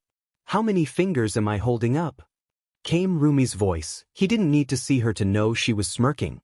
Switching to thermal vision, he could see her flipping him off. Point 1. He deadpanned. Deactivating his quirk, he dropped back to the ground as the smoke cleared. Wanting to move on from himself, he turned to Himiko. "Himiko, you have a dual quirk, right? Some kind of minor cat mutation and you're transform." She looked a bit surprised actually. "I do? My mom had a tiger mutation quirk and I've never met my dad. Mom said he had a similar quirk as me." He could feel the anger and pain she felt when she mentioned her mom. Izuku could tell this conversation was making her worry, most likely afraid of people finding out about her reliance on blood. Izuku decided to try and test the waters. "What do you guys think about blood quirks? They're pretty rare and they have a certain stigma to them. They're just quirks like all the rest." "Why?" Rumi asked, crossing her arms over her chest in challenge. "Ooh, I bet I could make some great babies for that. I've never met anyone with one though," May said, shoulders slumping. Himiko smiled at him, her pupils blown wide. "Well, you have now. I don't really like to advertise it, but I have to drink blood to use my quirk. It makes me crave blood all the time and I tend to get a bit grumpy if I haven't had any in a while." Izuku put his chin in his hand thinking aloud. Reliance on blood for quirk usage combined with the traits of a cat, like hunting instinct and agility for example, would make you a perfect predator. Mei got right up in Himiko's personal space, holding out her arm. "Oh, drink mine. I wanted to see." Himiko looked a bit shocked at the offer. "You'd give me your blood, just like that?" Rumi threw her arms around Himiko and Izuku's shoulders. "We all would were your friends, right Izuku?" Izuku blushed and smiled brighter than the sun. He had friends. "Of course. And I can help recover the lost blood with my quirk. I think." Himiko's eyes were shimmering with unshed tears and she had a watery smile. Rumi looked at her with a teasing smirk. "Are you purring?" Himiko playfully swatted her arm off her shoulder, a dusting of red decorating her cheeks. "Shut up." Izuku smiled at the scene. They were so adorable together. "Just ask us any time you want blood, okay, Himiko?" She nodded and wiped the tears from her eyes. "Thanks." He focused his attention on Mei. "What's your quirk, handsome? I know it's got to be something with your eyes, but I can't figure out what." "Call me Mei, you helped me in the alley after all. My quirk isn't very impressive, it's called Zoom. It lets me see really far away or super up close. It also makes my hand-eye coordination better to match my sight though. It helps with working on small things." Mei shrugged dismissively. "That's really cool. You could be a great scout-type hero with that, and the hand-eye coordination could make you rival snipe with guns. All three of you would make such a good hero team. Mei as scout/Overwatch, Himiko as infiltration, and Rumi as the fighter that can size up an opponent in an instant. You guys would be unstoppable." Izuku cheered. At the sudden silence he paid attention to what they were feeling. Rumi seemed to feel proud and simultaneously hesitant. Himiko and Mei both felt happy and disbelief in equal measure. Himiko looked at her palms, eyes unfocused. "Me? A hero?" Mei pulled her welding goggles over her eyes. "But my quirk's weak and I'm weird. Besides, I like making things, I can just do the support course." Rumi was looking down at her clenched fist with a far-off look in her eyes. "I have to be strong on my own, I can't be weak again," she said as her ears slumped down. In frustration, Izuku subconsciously summoned full cowl and stomped the floor, leaving a shoe print in the concrete. "Yes, Himiko, you would make an amazing hero. Mei, your quirk isn't weak and you're not weird. You just think differently and that's my favorite thing about you. You could always just double major and become a support-type hero like Power Loader. Rumi, you are already one of the strongest people I know, and if getting help makes you weak then I'm the weakest of them all. You're all the most amazing people I've ever met and my first real friends, so don't talk like that." Mei had pushed her goggles back up to reveal watery eyes. Everyone was staring at him now, stunned at his outburst. Sorry, I didn't mean to yell," Izuku said, closing his eyes, waiting for the inevitable backlash. Izuku suddenly felt several pairs of hands pull him into a hug. He opened his eyes to see all three girls pushed up against him. His face warmed to the point he was sure they could feel the heat. "Thanks, Izuku." "Thanks, Runt. You're allowed to touch my goggles." "How the F, did you not have friends before us? Does it have something to do with your quirk coming in late?" Rumi asked as she squeezed a little harder. Izuku looked away from her questioning gaze. "Why yeah, I was misdiagnosed as quirkless and well, have you heard of Aldera? That Quirkus school district that got shut down? You mean you went there? Mutation hate is bad enough, I can't imagine what you went through," Rumi said as she pulled him in closer. "It was that blonde a-hole from 10 years ago, wasn't it?" Himiko asked, voice dangerously low. Tears came unbidden to his eyes as he nodded. "Who?" Mei asked, starting to get lost. Himiko snarled as her eyes narrowed. "A bully. Izuku and I went to the same elementary school and the day my quirk came in, this blonde a-hole called me a villain and tried to attack me but Izuku saved me. He's been bullying you all this time, hasn't he?" Another nod. "Ima cut him. I'll kick the shit out of him. I'll blow him up." He wasn't sure if he should be worried or thankful that empathy registered all those as truth. Thanks." He pulled himself from the hug. "Can I evolve your quirks?" he asked, extending two glowing hands to Mei and Himiko. They both smiled and each took a hand. 2 sets of yellow eyes glowed with power. Mei began looking all over the room, her eyes changing from yellow to red to black to green. Oh, I can see in thermal, X-ray, and night vision. I'm going to make so many babies. She pulled him into a crushing hug, lifting him off his feet. Thanks, Izuku. Rumi held out her arm to Himiko. You need blood, right? Go ahead. Himiko's smile was full of teeth as she took the offered arm. I can make my saliva produce an anesthetic so this shouldn't hurt, and don't worry about diseases, my quirk takes care of that. She let her chin-length tongue out of her mouth and licked a spot on Rumi's forearm before biting down. After a few seconds, Himiko unattached and licked off the remaining blood before smiling up at Rumi. Izuku moved closer and brushed a glowing hand over the bite, healing it. Himiko stepped back as gray sludge began covering her. The sludge solidified into a mirrored Rumi wearing Himiko's clothes. The new Rumi squatted down and jumped all the way up to the vaulted ceiling with little effort and brushed her fingers across it. Izuku had to look away to avoid seeing under her skirt. She landed and hugged the other Rumi tightly. I can use other people's quirks now. You're so strong, Rumi. She pulled back and ran her hands all over her new body. And hot. Gray goop began falling off of her to reveal Himiko again. She glomped onto Izuku. Thanks, Izukin. He felt something sharp poking where her fingers were. Ow, ow, ow. She let go and looked at her hands to reveal pointed black nails where short, unpainted nails had been. I have claws now. She bent down, claws extending to 2 inches and dragged them along the concrete, claws cutting through it like warm butter. I'm glad you're happy, but we should probably study. After a collective groan, they went up to Rumi's room to study. Her room was fairly large. It had a beat-up leather couch, an old TV, different types of weights in a corner along with a human-shaped boxing bag, a microwave, mini fridge, kettle, and a lot of Nana's merch. Girls got taste. Nana said inside his head. He could hear her smirking. Wow, this is basically an apartment. It's so nice. Himiko said, surprised. It was big, but small even compared to the smaller apartments, and it definitely wasn't very fancy. Something about how surprised Himiko was acting bothered him. Is it bigger than where you live with your mom? Himiko shrugged. I don't live with my mom anymore. I actually live with my grandma. Our place is about the same size. He could tell she was lying about living with her grandma but telling the truth about not living with her mom, which was concerning. Himiko, I'm an empath. You can't lie to me, remember?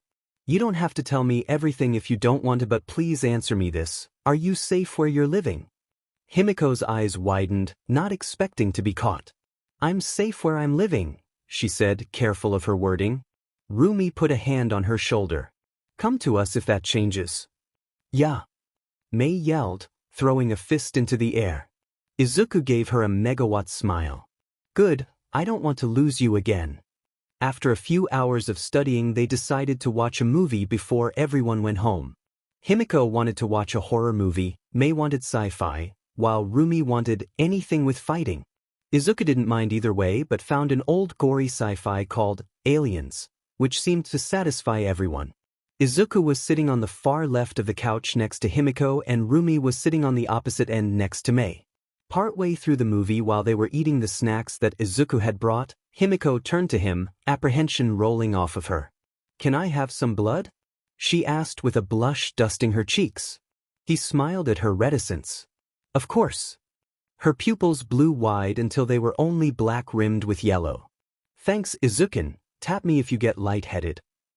He was about to offer her his arm like Rumi had when he felt a tongue graze his neck just above his clavicle, then he felt soft lips and heard the faint sound of skiing. He looked down to see Himiko, eyes closed, lips connected to his neck but no pain, and he could both feel and hear her purring. He blushed so hard he could hear her suction increase. After a few minutes and still not feeling lightheaded, she stopped skiing and with a pop, she disconnected, then liked the blood away. The 4 fang marks healed over almost immediately, leaving a scar that would fade.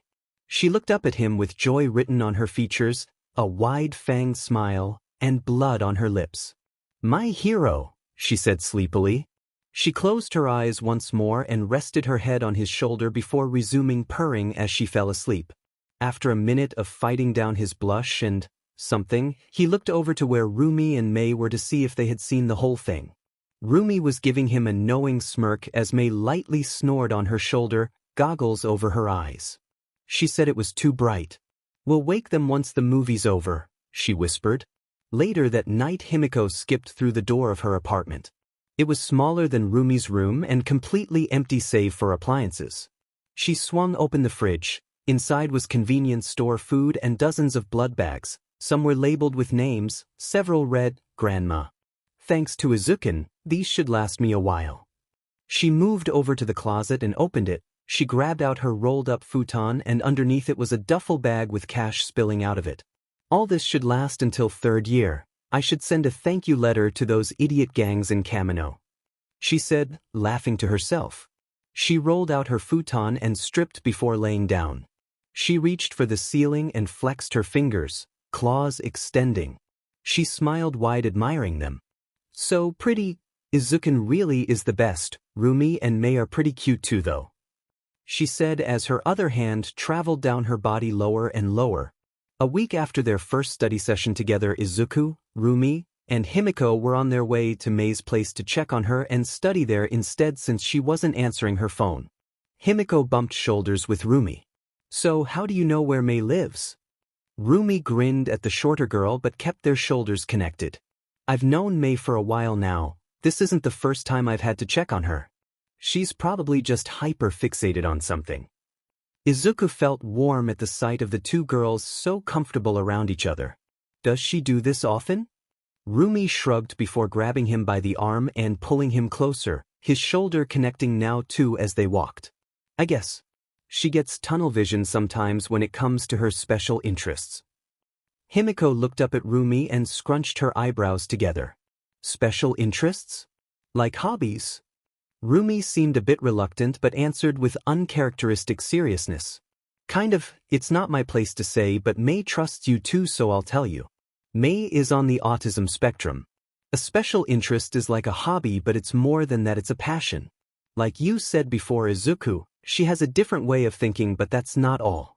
Social skills for her are a muscle she has to train. For what most do automatically, she has to do manually. I've always been pretty blunt, so she sometimes comes to me when she has questions about something most people would just pee-foot around with." Izuku was smiling bright as the sun at the rabbit girl. "It's no wonder she loves you." He clapped his hands over his mouth when he realized he just outed May's internal feelings. Rumi stopped dead in her tracks and grabbed Izuku by his shoulders, staring down at him slightly. "What? How do you know?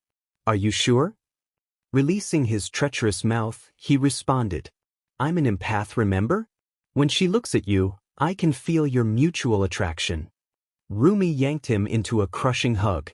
"Thank you. Lately she's been asking me about a warm feeling that she's never had before, but I didn't want to just tell her that she's attracted to me." Himiko shimmied her way into the hug. "Why not?" Rumi extended her arm to include Himiko too. "Because what if I was wrong? She trusts me and would just believe me. I don't have an empath quirk. What if I told her that I loved her and that she loved me back but I was wrong?" Himiko began purring and nuzzled her head into Rumi. "You know, for how tough you are, you're quite the softie." Rumi pulled herself from the hug and pointed accusingly at Himiko. "If you tell anyone, I'll scissor lock your head next time we spar." Lucky, Izuku thought as he focused all his willpower on not blushing. Himiko grinned full of teeth. "Don't threaten me with a good time." Rumi blushed enough for it to actually be seen through her tan skin and sputtered, Come on," as she began walking again, this time at a faster pace. Himiko giggled and looped her arm around Izuku's as they followed. They caught up to Rumi as she was knocking on the door of a house that didn't stand out from the others surrounding it except for the loud noises coming from behind it. The door swung open to reveal a woman that looked incredibly similar to May, just older and with red dreadlocks instead of pink that were tied into a braid that hung over her shoulder. The woman hugged Rumi immediately, then held her by the shoulders. "Rumi dear, come to check on my little gremlin?" she said affectionately. "Hi Ms. Hatsum." Yeah, we were supposed to have a study session but we couldn't reach her, so we decided to bring it to her. Ms. Hatsum looked past Rumi and noticed Himiko and Izuku. Oh, you must be Izuku and Himiko then. My Mei told me so much about you already. I'm so glad she has such good friends now. She elbowed Rumi in the ribs and waggled her eyebrows. Maybe more than friends? We're going to go find Mei now, Rumi said as she headed into the house as Ms. Hatsum cackled in a very Mei-like fashion. The three made their way through the house and into the backyard where a large workshop was. A cacophony of sounds could be heard coming from the structure. Rumi approached the large steel doors with Izuku and Himiko on either side. Danger sense triggered, and before Izuku could react, the metal door blew open in an explosion of smoke. All three were knocked bodily to the ground. There was something soft on top of them. You're all here. Why are you here? Oh, you're comfy. Mei all but screamed in their collective faces. Rumi groaned and held her hands over her ears. Ouch. Hi Mei. We came to study with you. As they all untangled themselves from the heap, Izuku noticed the bags under Mei's eyes. Mei, when was the last time you slept? Mei grinned maniacally and put her hands on her hips. Thursday. Rumi ran a hand down her face. Mei, it's Sunday. Mei didn't drop her grin or pose. Oh. Himiko spoke up with a raised eyebrow. What have you been doing? Mei's eyes glittered. Making babies. Double majoring in support and heroics means I'll get to field test my own babies. I'm making the prototypes for my hero gear. Izuku's eyes glittered to match. Show me. Show me. Mei looked at him with that same unrecognizable emotion as she snatched his hand and dragged him into the workshop.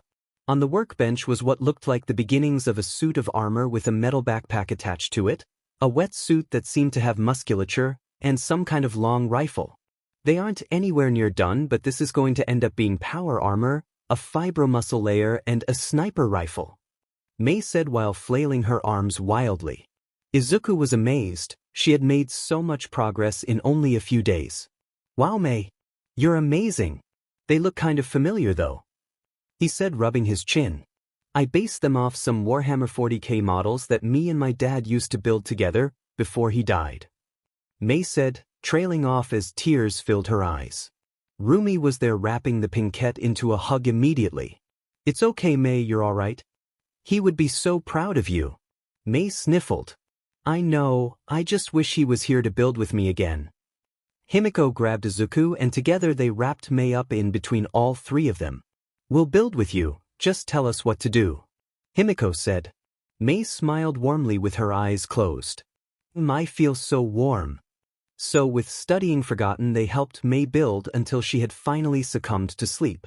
After Rumi placed the girl in her bed, Izuku used cell activation on Mei's sleeping form to restore her energy until the bags under eyes were gone.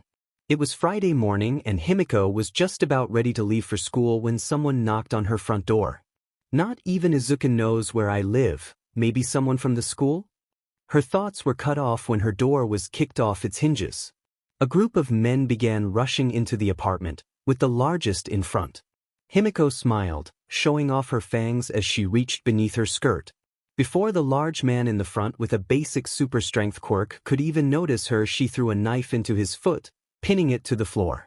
The man yelled out in pain when his foot didn't continue forward with him and tripped onto his face. Himiko began throwing knives at the other 5 intruders as they filed in through the open door, hitting them in their knees or feet. Himiko threw her last knife at the first man's other foot as he was beginning to stand again, then disappeared from sight. After several shouts of alarm, she reappeared behind the last to file into her apartment. She slashed at the back of his knees with her fully drawn claws. With the tendons now severed, the man fell to the ground like a sack of screaming potatoes.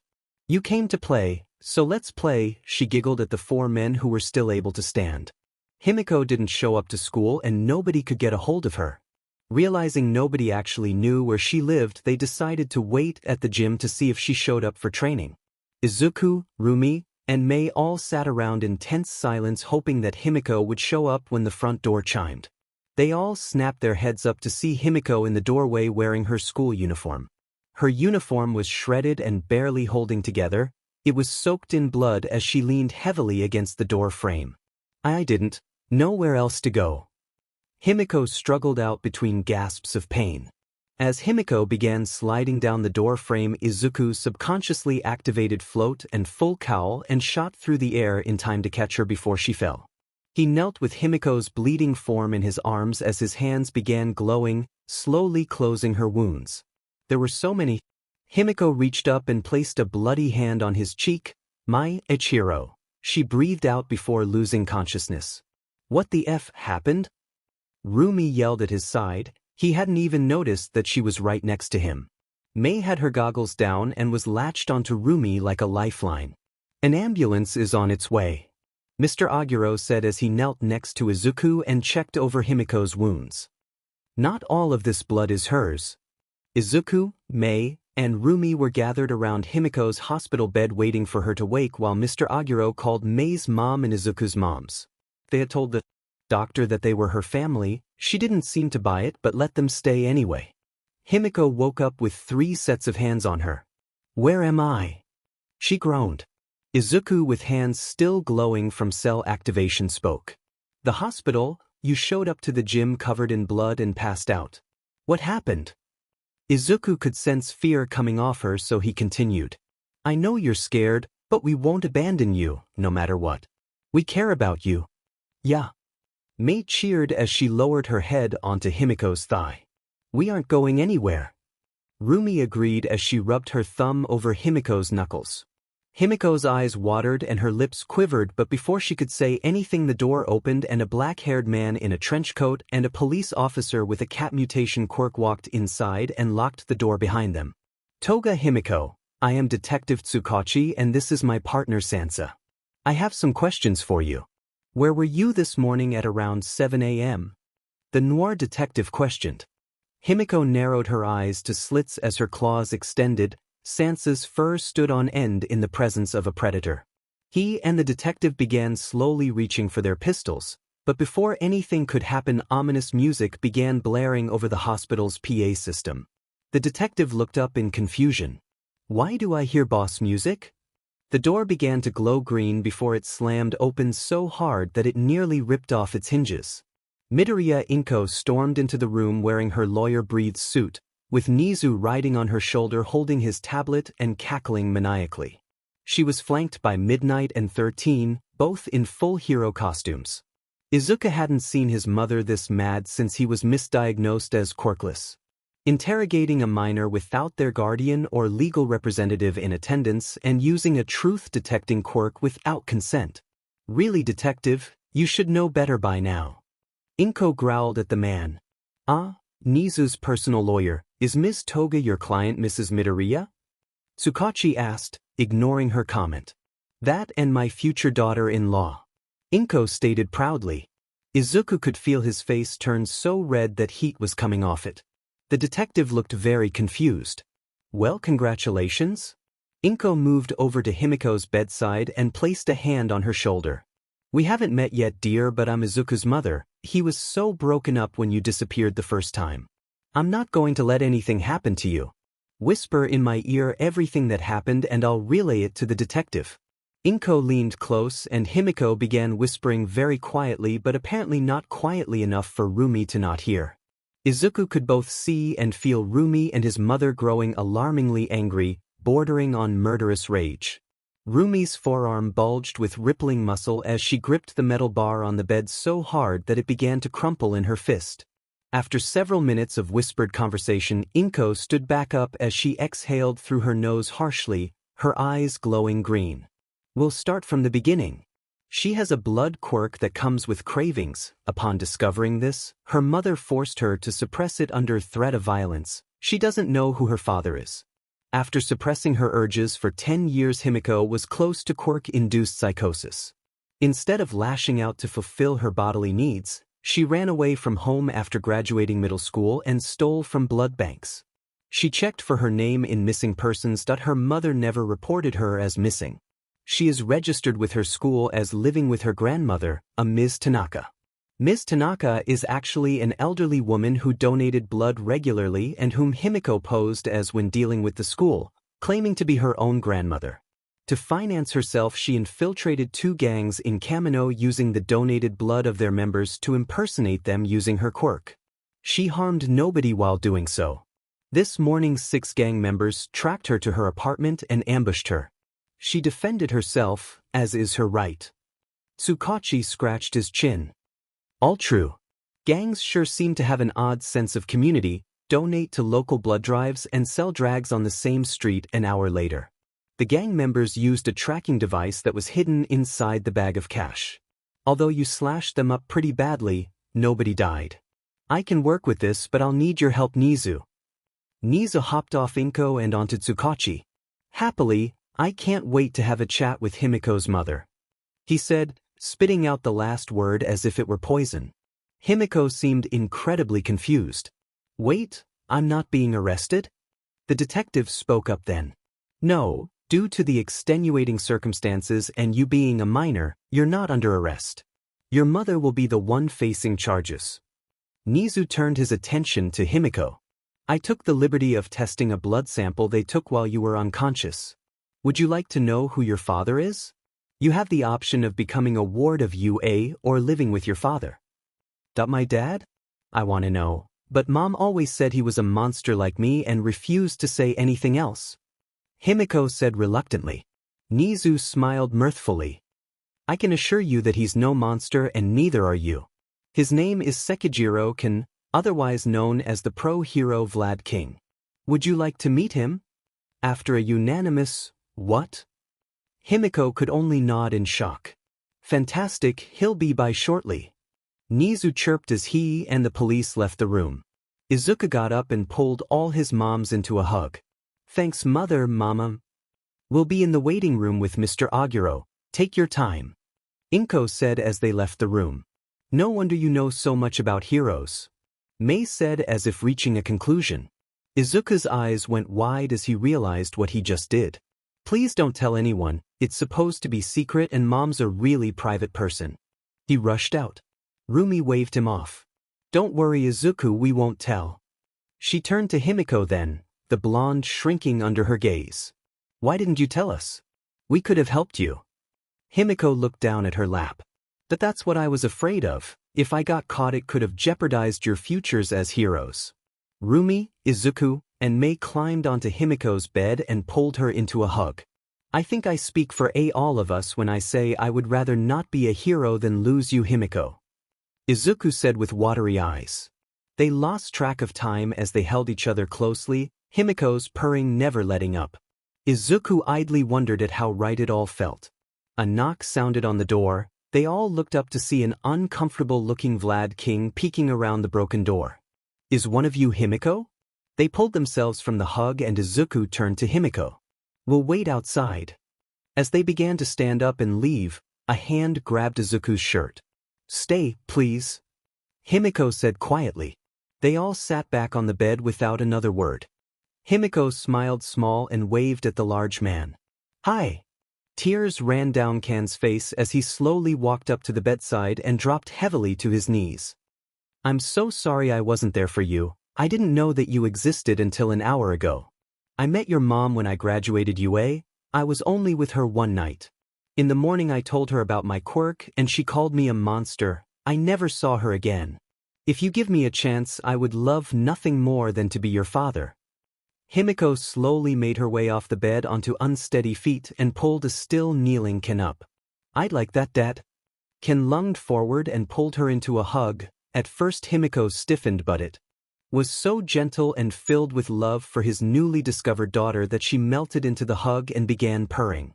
Since it was Izuku's turn to host study/movie night, he was waiting with Himiko at the gates of UA for Rumi and Mei to show up.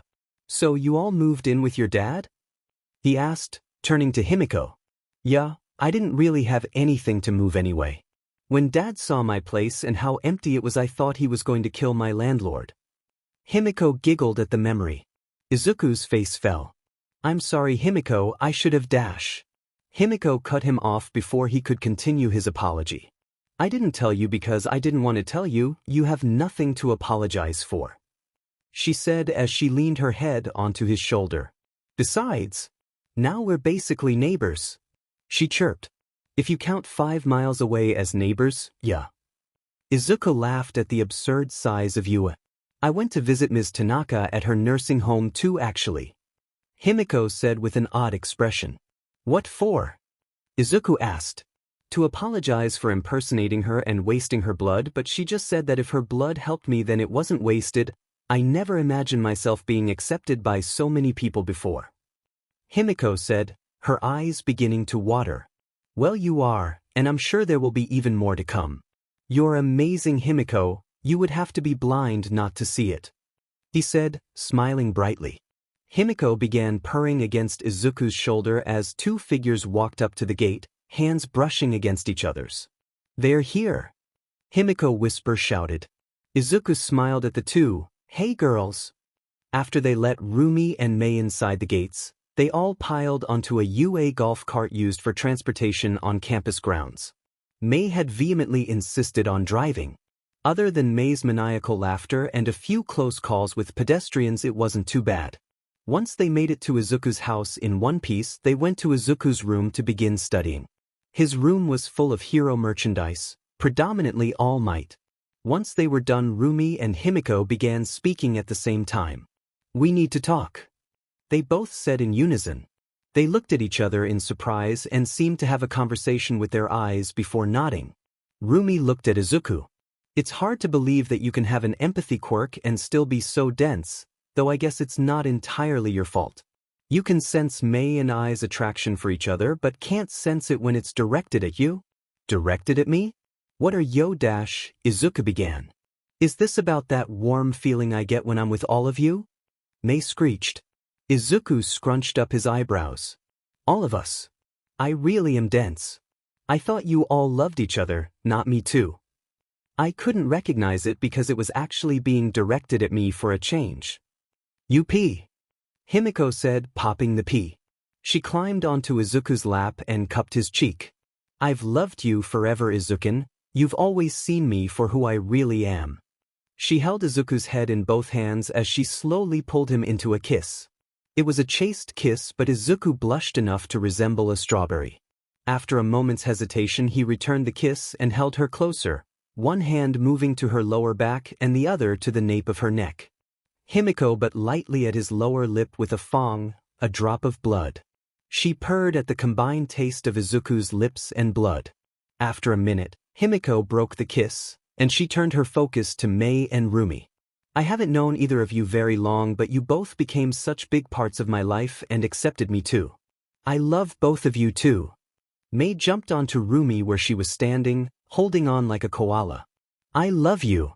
She whipped her head over to Himiko and Izuku, eyes manic. I love all of you. Rumi held onto her passenger with little effort. She looked down at Mei's manic face. I've loved you for a while now, Mei. I'm sorry it took me this long to tell you.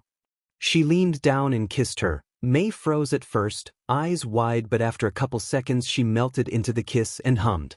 After a few seconds, Rumi broke the kiss and looked at a blushing Izuku and a grinning Himiko. I love all of you. Izuku couldn't believe what was happening. Was he asleep? The three most amazing women he'd ever met just confessed to him? He realized they were waiting for him to say something. Now that Izuku could recognize the feeling, it was almost overwhelming how much love he could feel coming from the three girls. It seemed to resonate and build with each passing moment. Himiko, I've thought about you every day for 10 years. Falling in love with you was the easiest thing I've ever done. It just felt so natural. You're so strong despite what you've been through. You know what you want and you go for it. Rumi, I love how blunt and protective you are of those you care about. You live your life with no regrets and I love you for that. Mei, I love your energy and passion, and you are one of the smartest people I've ever met. I love you. If you'll have me and you're all open to it, would you all become my and each other's girlfriends? Like your moms? Rumi asked. Yeah, it's called polyamory. There are a lot of versions of it and each relationship within a polycule is different, but that's what makes it special. I would like us to all be dating each other.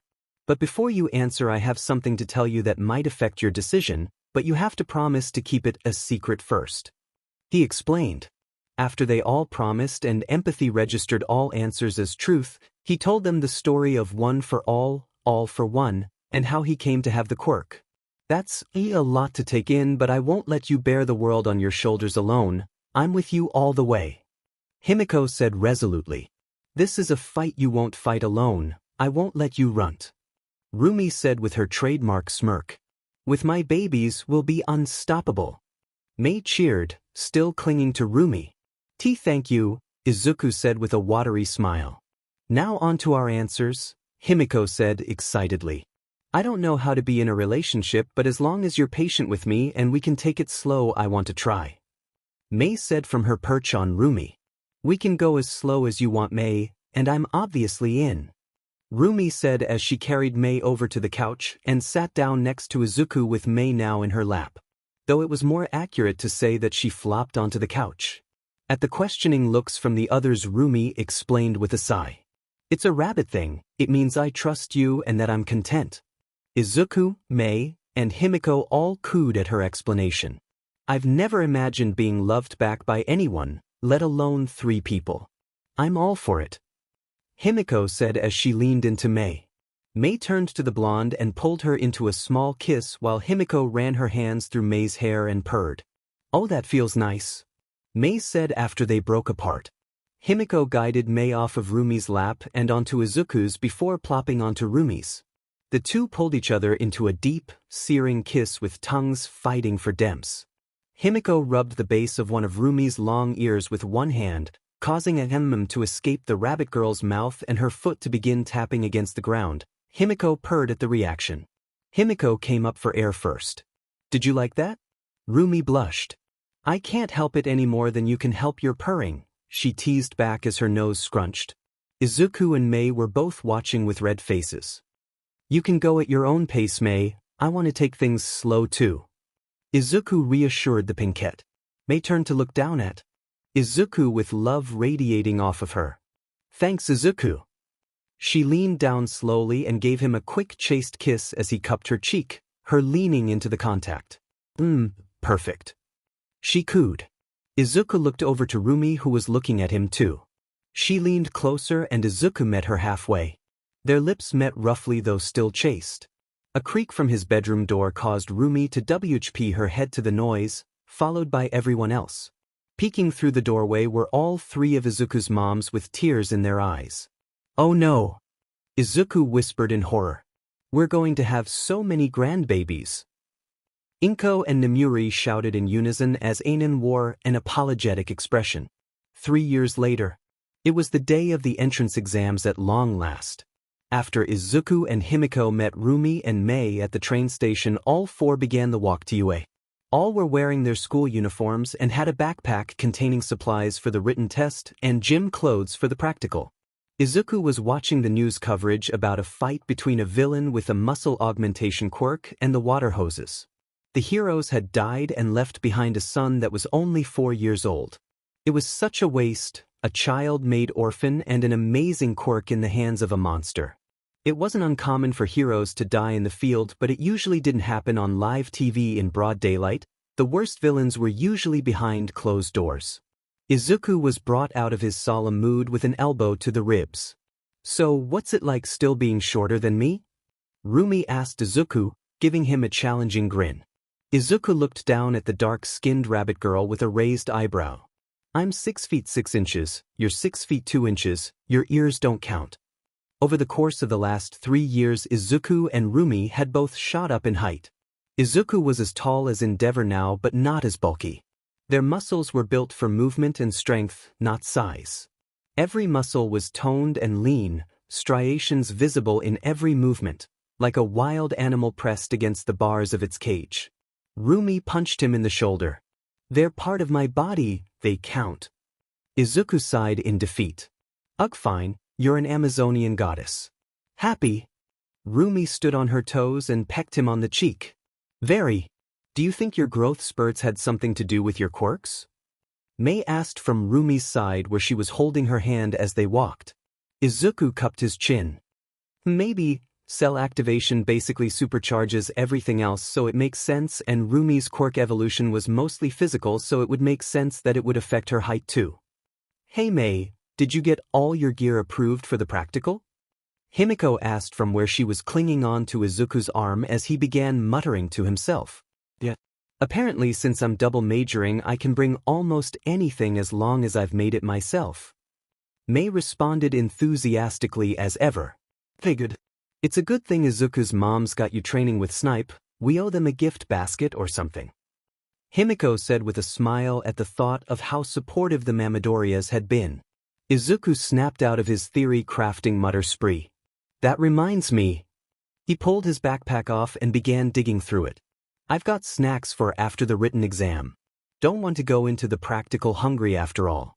Some carrots for Rumi, a pomegranate for Himiko, and a chocolate bar for Mei. It's plain, nothing crunchy. He clarified as he handed out the snacks, knowing Mei's aversion to anything crunchy. Woo! Mei cheered as she eagerly accepted the chocolate. Thanks babe, you always take such good care of us. Rumi said as she accepted the carrots and bumped his shoulder affectionately. Thanks Izukin, Himiko said as she accepted the pomegranate and pulled Izuku down into a kiss, nipping at his lower lip with her fangs and liking the blood. Rumi pulled 2 thermoses from her bag. That reminds me, here's some of my and Mei's blood for the practical, since you can't use Izuku's quirk cause it's a stockpiler. Himiko's pupils blew wide as she accepted the thermoses. I have the best partners ever. She purred out. As they walked up the familiar path of UA's entrance, someone shouldered past Izuku, barely moving him. The offender said nothing and kept walking without so much as a glance backwards. Izuku recognized the familiar head of spiky blonde hair. He had expected to see Bakugo again at UA, but not so soon, that's for sure.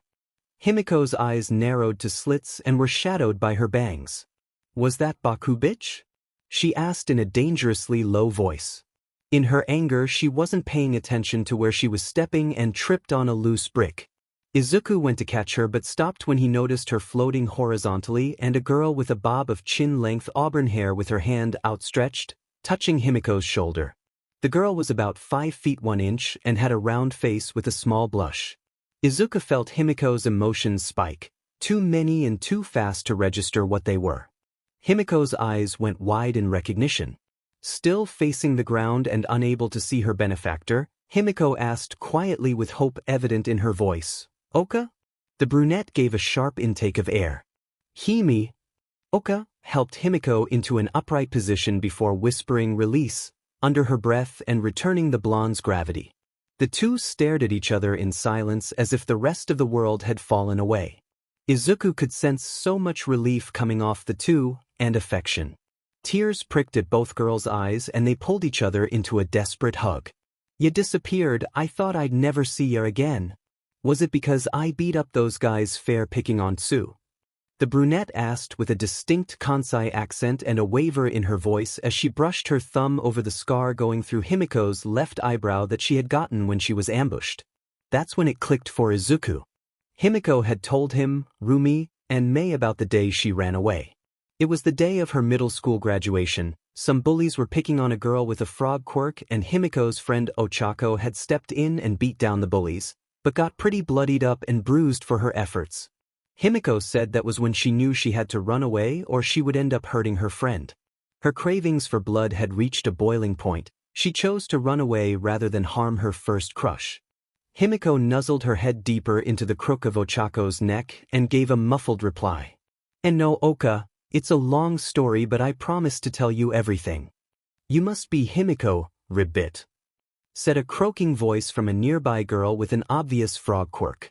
She was short, 5 feet tall at most. She had long, green hair that went down to the small of her back and was tied in a large bow. Her face wasn't very expressive, but had large eyes and an angular, upturned mouth. Izuku could feel the girl's unease despite her expressionless face. Ochako pulled herself from the hug blushing slightly more than what seemed to be usual. How rude of me, I'm Uraraka Ochako and this is my girlfriend Azuitsu. Ochako gestured to the frog girl. Izuku registered a lot of conflicting emotions in Himiko then. They would likely have to talk about this later. Call me Tsu Ribbit. Ochako has told me a lot about you, Himiko. Tsu said near impassively, but Izuku could feel her worry. She has? Himiko asked with disbelief before gesturing to Izuku, Rumi, and Mei. These are my partners. The giant one is Midoriya Izuku, the Amazon bunny is Aguro Rumi, and the pink gremlin is Hatsum. Mei. Apparently it was Ochako's turn to feel the same conflicting emotions. Tsu seemed to feel relieved and hopeful. Definitely needed to talk about this later. Izuku and Mei smiled at the two and waved. Rumi threw Tsu a grin. Nice to see another person here with the mutation quirk. Mei scooted close to Izuku, pulled him down to her level and whispered into his ear. What just happened? She asked, knowing Izuku would explain the nuances of the interaction well thanks to empathy. We'll all talk about it later, but don't worry about it, okay? He whispered back. Mei nodded and kissed his cheek before pulling away smiling. The bell rang then and everyone went wide-eyed. Himiko quickly exchanged numbers with Ochako before they all but ran into the building to take the written exam. The written exam had been objectively difficult but was nothing compared to Nizu's personal tests. Izuku was confident in his girlfriend's abilities too. They had all studied together for 3 years after all. He found his seat for the briefing before the practical and was relieved to see his girlfriends there as well. He took his seat with Mei on his right and Himiko on his left. Rumi was on the other side of Mei. After a minute of bemoaning the fact that they would be split up for the exam, Present Mike took the stage. Mei and Izuku began shaking each other excitedly. They often tuned into his radio show late at night while they worked in Mei's workshop together. Everyone say hey. Hey! Izuku and Mei bellowed in response, but were the only ones. Thank you, listeners. Izuku went back to shaking Mei. He called us listeners. He whisper-shouted in excitement. As Present Mike began to go over what to expect in the practical, Izuku and Mei were frantically whispering to each other and reading over every detail in the provided packet while Rumi and Himiko listened to them and Present Mike. Excuse me, a voice a few rows from behind them yelled. A spotlight lit up a tall, well-muscled boy with neat, blue hair. Yes, little listener? Mike asked, giving the boy the metaphorical stage. You mentioned 3 types of faux villains, but the packet clearly labels 4. If this is a typo, then UA should be ashamed. The bespectacled boy pushed up his glasses and pointed at Izuku. And you too with the messy hair and dreadlocks, you two have been whispering to each other this entire time. If you aren't going to take this seriously, then you should leave immediately. Himiko showed her teeth at the boy, not in a smile but in a way a predator might bare its teeth at prey. Rumi stood up, chair clattering to the floor as she pointed at the blue-haired boy. Watch your fucking mouth, you ain't a proctor. Besides, don't you know better than to ask questions before the lecture is finished? The boy sputtered while cranking his arm in a very robotic fashion before bowing to present Mike in apology for interrupting. So much spirit! Mike yelled before going on to explain the 0-pointer. Izuku stood amongst a group of other examinees outside of Mach City Beta. He was wearing black gym shorts and a green t-shirt that read, hat, in black lettering. He noticed Ochako attempting some breathing exercises to calm herself down from what he could tell was nearing a panic attack. He reached out with empathy and pushed calm confidence into her. She spun around and looked at him bewildered but smiled anyway. Before he could go talk to her, a hand gripped his shoulder. In a flash of movement, he acted on instinct and grabbed the offending appendage and put it into a wrist lock as he spun on his heel and reared back his fist. He was greeted with the shocked expression of the blue-haired boy from the briefing. He released the boy's wrist. You shouldn't just grab people like that. You could trigger someone. Izuku said in warning. If the boy had done that to Himiko, she would have gutted the poor boy before he could have even reacted. As the blue-haired boy began sputtering something that sounded like the beginnings of an apology, danger sense flared and Present Mike yelled, "Go!" After so many spars with Mr. Aguro and brutal training sessions with Gran Torino, Izuku reacted with muscle memory. He activated Float and rocketed off, flying over the stunned crowd and the still opening gate into the Mach City. He saw the robots that had triggered his danger sense rolling down the main street towards the gate. A shockwave buffeted the street as he broke the sound barrier as he flew just over the robots. They began to aim upwards as he let black WHP lash out, wrapping around each and dragging them along the street as he went. He reached the end of the main street and released black WHP as he turned around to survey what he had done. There was an assortment of 24, 2 and 3-pointers piled in a twisted heap beneath him. The exam participants were just now clearing the gate and staring at his floating form with wide eyes. In the observation room, the staff of UA were staring slack-jawed at the monitors showing Izuku. Well, most were. "That's our boy." Midnight cheered as she jumped onto 13th's lap and squeezed their puffy space suit in a hug. "He certainly knows how to make an entrance." All Might in his thin form agreed. No longer did he look like a walking skeleton in a suit, he was thin but not grotesquely so, his black scara had even returned to white. Such a feat was only possible with Recovergirl's evolved quirk that now was capable of curing diseases and nullifying poisons. Snipe sat forward and pointed at a separate monitor. "That ain't all, my lil protege is kickin' butt too. I swear she's the second coming of Lady Nagant." The monitor showed someone flying high above a mock city in a winged suit of armor holding a rifle. The feed on the monitor was too far away to get a very good look at the armor or rifle, but a separate feed showed robot after robot crashing to the ground, unmoving with a single hole through each of their carapaces. "Was her support gear cleared?" Cementos asked. "Yeah, I cleared it myself. She even has all of it patented already." Power Loader responded. Vlad King stood up and pointed to another screen. "Forget them, look at my precious baby girl go." On the monitor feed, Himiko was smiling wide and ripping through machines with her claws faster than they could track her movements.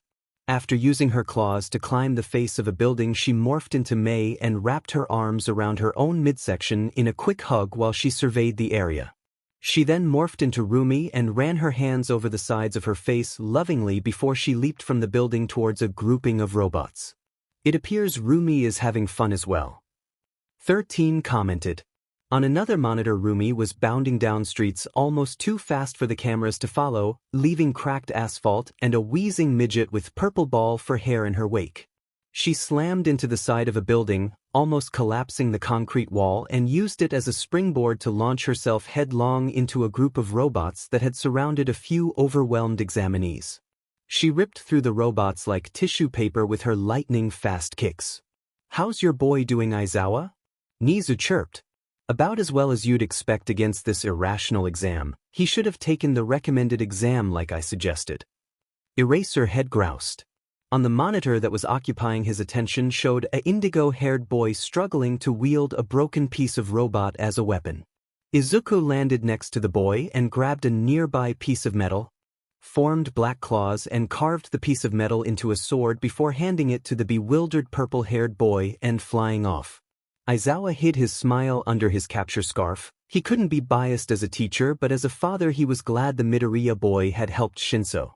Power Loader held his thumb over a large red button on a control panel. "It's almost time." Izuku had given up on trying to count his points shortly after the start. He just decided to treat this exam as seriously as possible and do everything he could as if real lives were at stake. He was flying above the buildings as he surveyed the area with thermal vision for any robots or people that needed help. He saw a girl climbing on the back of a 3-pointer and a boy with his hands held behind his head in a ridiculous pose as he shot a laser beam through a 1-pointer like it was held together with gum. The boy then turned his attention to the 3-pointer that the girl was still climbing around on. With thermal vision still active, he could see the boy's stomach begin to heat up, preparing to fire another laser. He must not see the girl. Izuku yelled inside his mind. Izuku flew down in a flash and snatched the girl off the back of the 3-pointer in a princess carry just as it exploded. Izuku turned to the surprised boy. "Watch where you're shooting, you almost hit her." He turned back to check on the girl still in his arms. He looked down and saw the thermal image of a girl with hair and eyes that both fluctuated with heat in an appealing pattern. She was also naked. He blushed so hard he thought he could hear a tea kettle somewhere as he let her down while averting his eyes. Her clothes must have gotten damaged at some point. He thought as he pulled off his shirt and handed it to the girl while still averting his eyes. Sorry, I didn't mean to look. H here, it should be big enough to cover you up, and don't worry about giving it back," he said quickly. The girl let out an eep before grabbing the dress-sized shirt. "You can see me?" she asked in disbelief. "Of course I can see her, how could I not?" he thought before switching off thermal vision. Before he could turn back to the girl, a thundering crash sounded as buildings collapsed and a massive metal hand gripped the nearby building. That must be the zero-pointer. We should get out of here, Izuku said and was about to fly off before he heard something. Ouch, came a pained whisper from down the street. He looked to see Ochako laying face down with debris pinning her legs, and the zero-pointer launching a bus-sized fist at her prone form. Before he even realized what he was doing, he charged full cowl up to his maximum of 25% and launched down the street towards Ochako. Time slowed as danger sense triggered, and he barely made it in time as he caught the fist, his feet cracking the asphalt from the force. His muscles bulged, he was barely able to keep the fist at bay as he held it with outstretched arms. His feet were digging deeper into the road as the fist slowly began to overpower him. Black Whip pulled the debris off Ochako's legs, freeing her. "Run, Uraraka," he grunted out above her. "I think my leg is broken," Ochako said in defeat. "Well f-. He cursed internally. He was pretty sure Rumi was a bad influence on him. I could use my Black Whip talons to carve through the inside of the robot, but it wouldn't be fast enough to save Ochako. I could go past my limit and throw a 100% punch, but there's no guarantee it'll work with only one punch, and I'm pretty sure it'll break my bones and leave me unable to throw a second. There has to be something." He rapidly thought of his options as time was still slowed. His mind flashed back to the news report that morning. He remembered the way that villain's Quirk made muscles grow over the top of his skin, making him much stronger than normal. As he had the thought, Black Whip responded subconsciously. Hundreds of small tendrils began snaking down his body in a mimicry of the muscles beneath, each strand of Black Whip WP mimicking a skeletal muscle structure. After a few slowed seconds, Black Whip now encased his body in a single, thin layer of black muscles. The faux muscle ended at his ankles, wrists, and base of his skull. He could feel the weight of the monstrous fist lessen and the Black Whip muscles bulge in sync with his own. He went past his limit of 25% all the way to 100%. He threw the fist back and to the side, resulting in the zero-pointer stumbling forward from the loss of support. As it began falling towards him, he launched upwards with float and uppercut the monstrosity with everything he had. Fist connected against metal, his knuckles exploded open as metal crumpled. The robot's head snapped back in a deafening boom as it began falling backwards and exploding internally. With the threat dealt with, he descended back to the ground and let Black Whip go. When the faux muscles retreated, he saw that his right arm was purple, then the pain registered. He definitely broke every bone in his arm, but at least they hadn't shattered. Guess 100% is still too much, he thought as he kneeled next to Ochako. As his arm very slowly began healing from cell activation, he reached out with his uninjured hand and laid it on Ochako's purple ankle as it began to glow green. "This won't heal your leg entirely, but it'll make it feel better in the meantime," Izuku said, not noticing the girl's wide-open mouth as she stared at his bare chest. "You were so cool." It was all bim, then kaboom. Ochako cheered while gesticulating with her hands wildly. Izuku went to ruffle his hair in embarrassment but winced when he tried to move his still very broken right arm. "You're hurt," Ochako screeched. Make way," a familiar voice said. Recovery Girl made her way through the crowd of gathered onlookers, swatting with her cane at anyone that took too long to move. "Honestly, these tests get more dangerous every year, I swear." "You hurt, dearies?" Recovery Girl asked Izuku and Ochako. "Yeah, I had to go over my limit and broke my arm. Uraraka here broke her ankle when debris fell," he answered while his hands still rested, glowing on Ochako's ankle. "Don't make it a habit or I'll tell your moms, young man," Chio warned as she gave a quick smooch on Izuku's arm and Ochako's ankle, healing them immediately. Izuku knew that Recovery Girl's quirk sapped the energy of those she used it on, but thanks to cell activation he barely even registered it. Ochako looked like she was about to fall asleep though, so he kept cell activation active on her to restore her energy. "Why yes ma'am," Izuku responded, nodding rapidly as his curls bounced. "Whoa, I felt so tired at first but now I feel great." "Was that your quirk?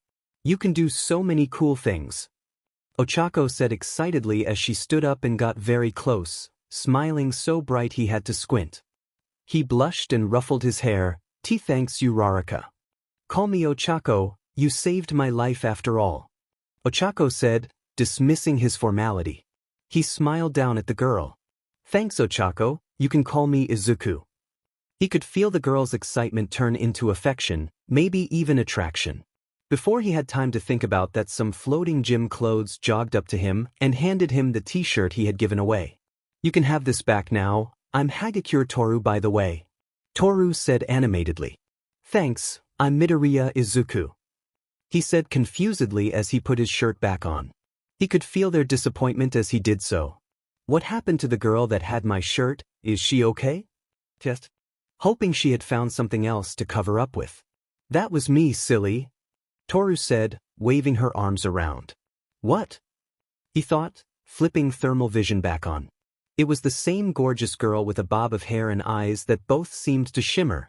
She looked to have a beauty mark similar to Nana's as well. Is that why you were naked? He all but screeched.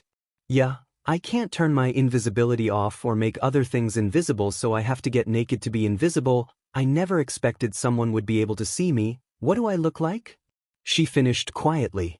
Ethereal, he thought immediately. Ochako and Toru gasped quietly. He slapped his hands over his mouth. Gotta run.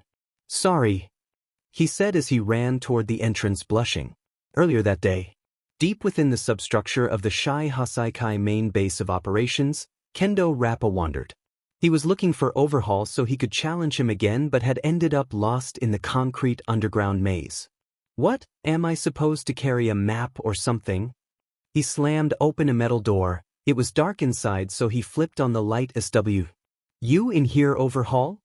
No response came. It was then he noticed the steel chair with leather restraints at the center of the room, a small chair, one someone would design with a child in mind.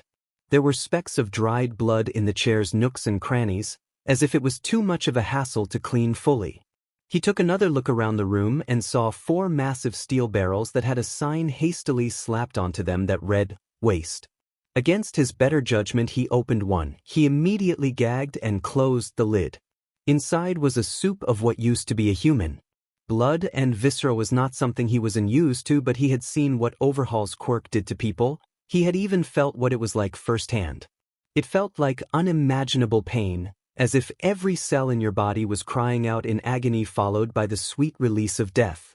No, Kendo Rappa hadn't gagged because of the gore inside the barrel, but because he could make out the pieces of what used to be a child. The teeth was what gave it away. He was about to go find some Yakuza to kill, but he heard something coming from the nearby vent high on the wall. He strained his ears. It was tinny, but he could make out the whimpering of a child trying in vain to muffle their cries. He marched back into the deserted hallway and headed in the direction he heard the crying coming from. He didn't have to travel far to find a door being guarded by one of the underlings. He could hear the crying coming through the metal door behind the man. Rappa's ever-present battle-manic smile was gone. In its place was a snarl. He loomed over the short pudgy guard with all his 8 feet in height. Just as the scared shirtless guard began demanding what he wanted, he palmed the man's face and effortlessly crumpled the man's skull into the metal door. After kicking the lifeless body out of the way, he opened the door. Inside was a poorly lit child's room with dozens of unopened toys and colorful paint on the walls. At the center was a large comfy bed with a wisp of a child at the center of it. She had ruby red eyes and snow-white hair that went down to her lower back and a small horn on the right side of her forehead. They were features he recognized from the barrel. She was wearing a threadbare white t-shirt dress, and her arms and legs were wrapped in bandages, and they were shaking as the girl looked at him with terror.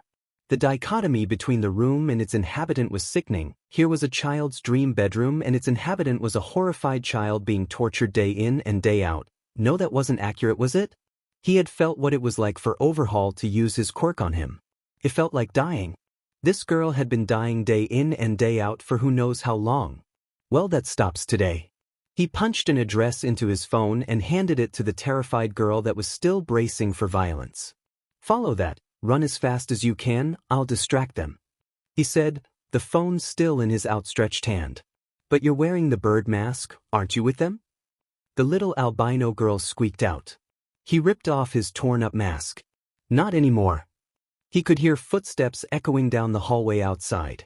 You have to go now, Tell him that the rapper sent you. Rappa said as he set the phone on the bed before he stepped back into the hallway facing the coming footsteps. The little unicorn walked up to the threshold of the room, phone in hand. She paused as she looked down, then almost in disbelief that she was able to, she crossed the doorway. But won't you die? She asked with tears in her eyes. Kendo Rappa looked back over his shoulder at the girl with a sad smile that was only possible after nearly 2 decades of self-destructive habits. That was always the point. Let me do this one good thing before my final bell rings. With that he faced forward and rushed down the hallway to meet the Yakuza bastards head-on. As he rushed down the dark hallways, tears began pricking at his eyes and he whispered to himself, "I'm sorry Itsuka, I'm sorry I couldn't be the father you deserved." Izuku and his girlfriends walked into Ogre's gym. Mr. Aguro wasn't home, so they decided to hang out at Rumi's after the exams. "So what happened this morning with those 2 girls that Himiko knew?" Mei asked as she sat on a weight bench to take off her boots. "They were from my middle school. I didn't really know Tsu, but Cheiko was the reason I had to run away, remember?" Himiko responded as she sat down on the floor and leaned her head onto Mei's lap. "Because you liked her too much and were scared you were going to hurt her? Do you still like her?" Mei asked nonchalantly as she began playing with the stray hairs of Himiko's buns. Himiko knew better than to try and lie, so she told them the truth. "I don't know if I ever stopped." "Oh, does that mean Oka and Tsu are going to join our polycule?" Mei asked as she excitedly clapped her hands. "Each relationship might be unique, but we're a package deal and we don't even know if they're bi or not." Rumi supplied as she wrapped an arm around Izuku's midsection. Izuku ruffled his curly locks. "Well, I'm pretty sure Ochako is at least." Rumi bumped her hip into Izuku. "Ohoho, first name basis already? And how do you figure she's bi?" "Well, after I saved her from the 0-pointer with no shirt on, she was giving off some emotions," he said bashfully. Himiko wiggled her eyebrows seductively. "You didn't say you were shirtless. Still can't believe you took that thing down and figured out a new move on the fly." "Yeah. I knew I should have fought that thing. But why were you shirtless?" Rumi asked. Izuku blushed slightly. "Because I gave it to a naked girl. It turns out she was invisible and only I could see her because of thermal vision." "You little charmer. Anyways, I'm not opposed to new people joining the polycule, but we'll have to get to know them a bit better first." Rumi decided. "Me too, they seemed nice and I like Oka's accent." Mei said with a manic grin. "I'm fine with getting to know them better and seeing where it goes. Hopefully we all get into UA together." Izuku said. Himiko sniffled. "I love all of you so much, thank you for giving the idea a chance." "Of course Himiko, we love you, and if you think you might be interested in adding someone or someones to our relationship, then we're willing to try at the very least," Izuku said as he knelt next to Himiko and placed his hand on her shoulder. The door to the gym chimed as it swung open. "Sorry, we're close," Rumi began but stopped at the sight of a small child holding a phone like it was a lifeline. Izuku felt for the girl's emotions and nearly gagged. Her terror was so all-encompassing that he could taste it. It tasted of spoiled milk. What on earth could a little girl that couldn't be a day older than 5 be so afraid of? He tried pushing calm into the girl, but he could feel the terror come rushing back. The rapper sent me, please save him," the girl said in a trembling voice. Rumi gave a sharp intake of air. "That's the name of an old friend of my dad's, from his vigilante days." Everyone began walking closer to the girl but stopped when they noticed her trembling increase. Izuku knelt down on one knee about 5 feet away. That's when he noticed the bandages covering the girl's arms and legs and the fact that she was barefoot. "We won't hurt you. I'm Izuku, what's your name?" he asked as softly as he could. The child looked all around nervously, as if expecting a trick. "I'm Eri." "Did someone hurt you, Eri?" Izuku asked, trying to tamp down on his anger at the possibility. "And not today," she responded as her lip trembled. Izuku could feel his girlfriend's rage pouring off of them like a demon breaking. "Nobody is going to hurt you ever again if we have anything to say about it," he said with a bright smile and opened his arms up invitingly. Tears pricked Eri's ruby eyes as she tentatively walked forward into Izuku's open arms, and at the last second she threw herself into him and clutched her arms around his neck as the floodgates opened and she cried with heaving gasps for air. He held her close and stood up, her small legs wrapping around his waist. He ran his hand through her white hair trying to calm her. Rumi, Mei and Himiko circled close and placed comforting hands on Eri. He tried to push calm into her once more and this time it worked. Her crying subsided and her breathing steadied.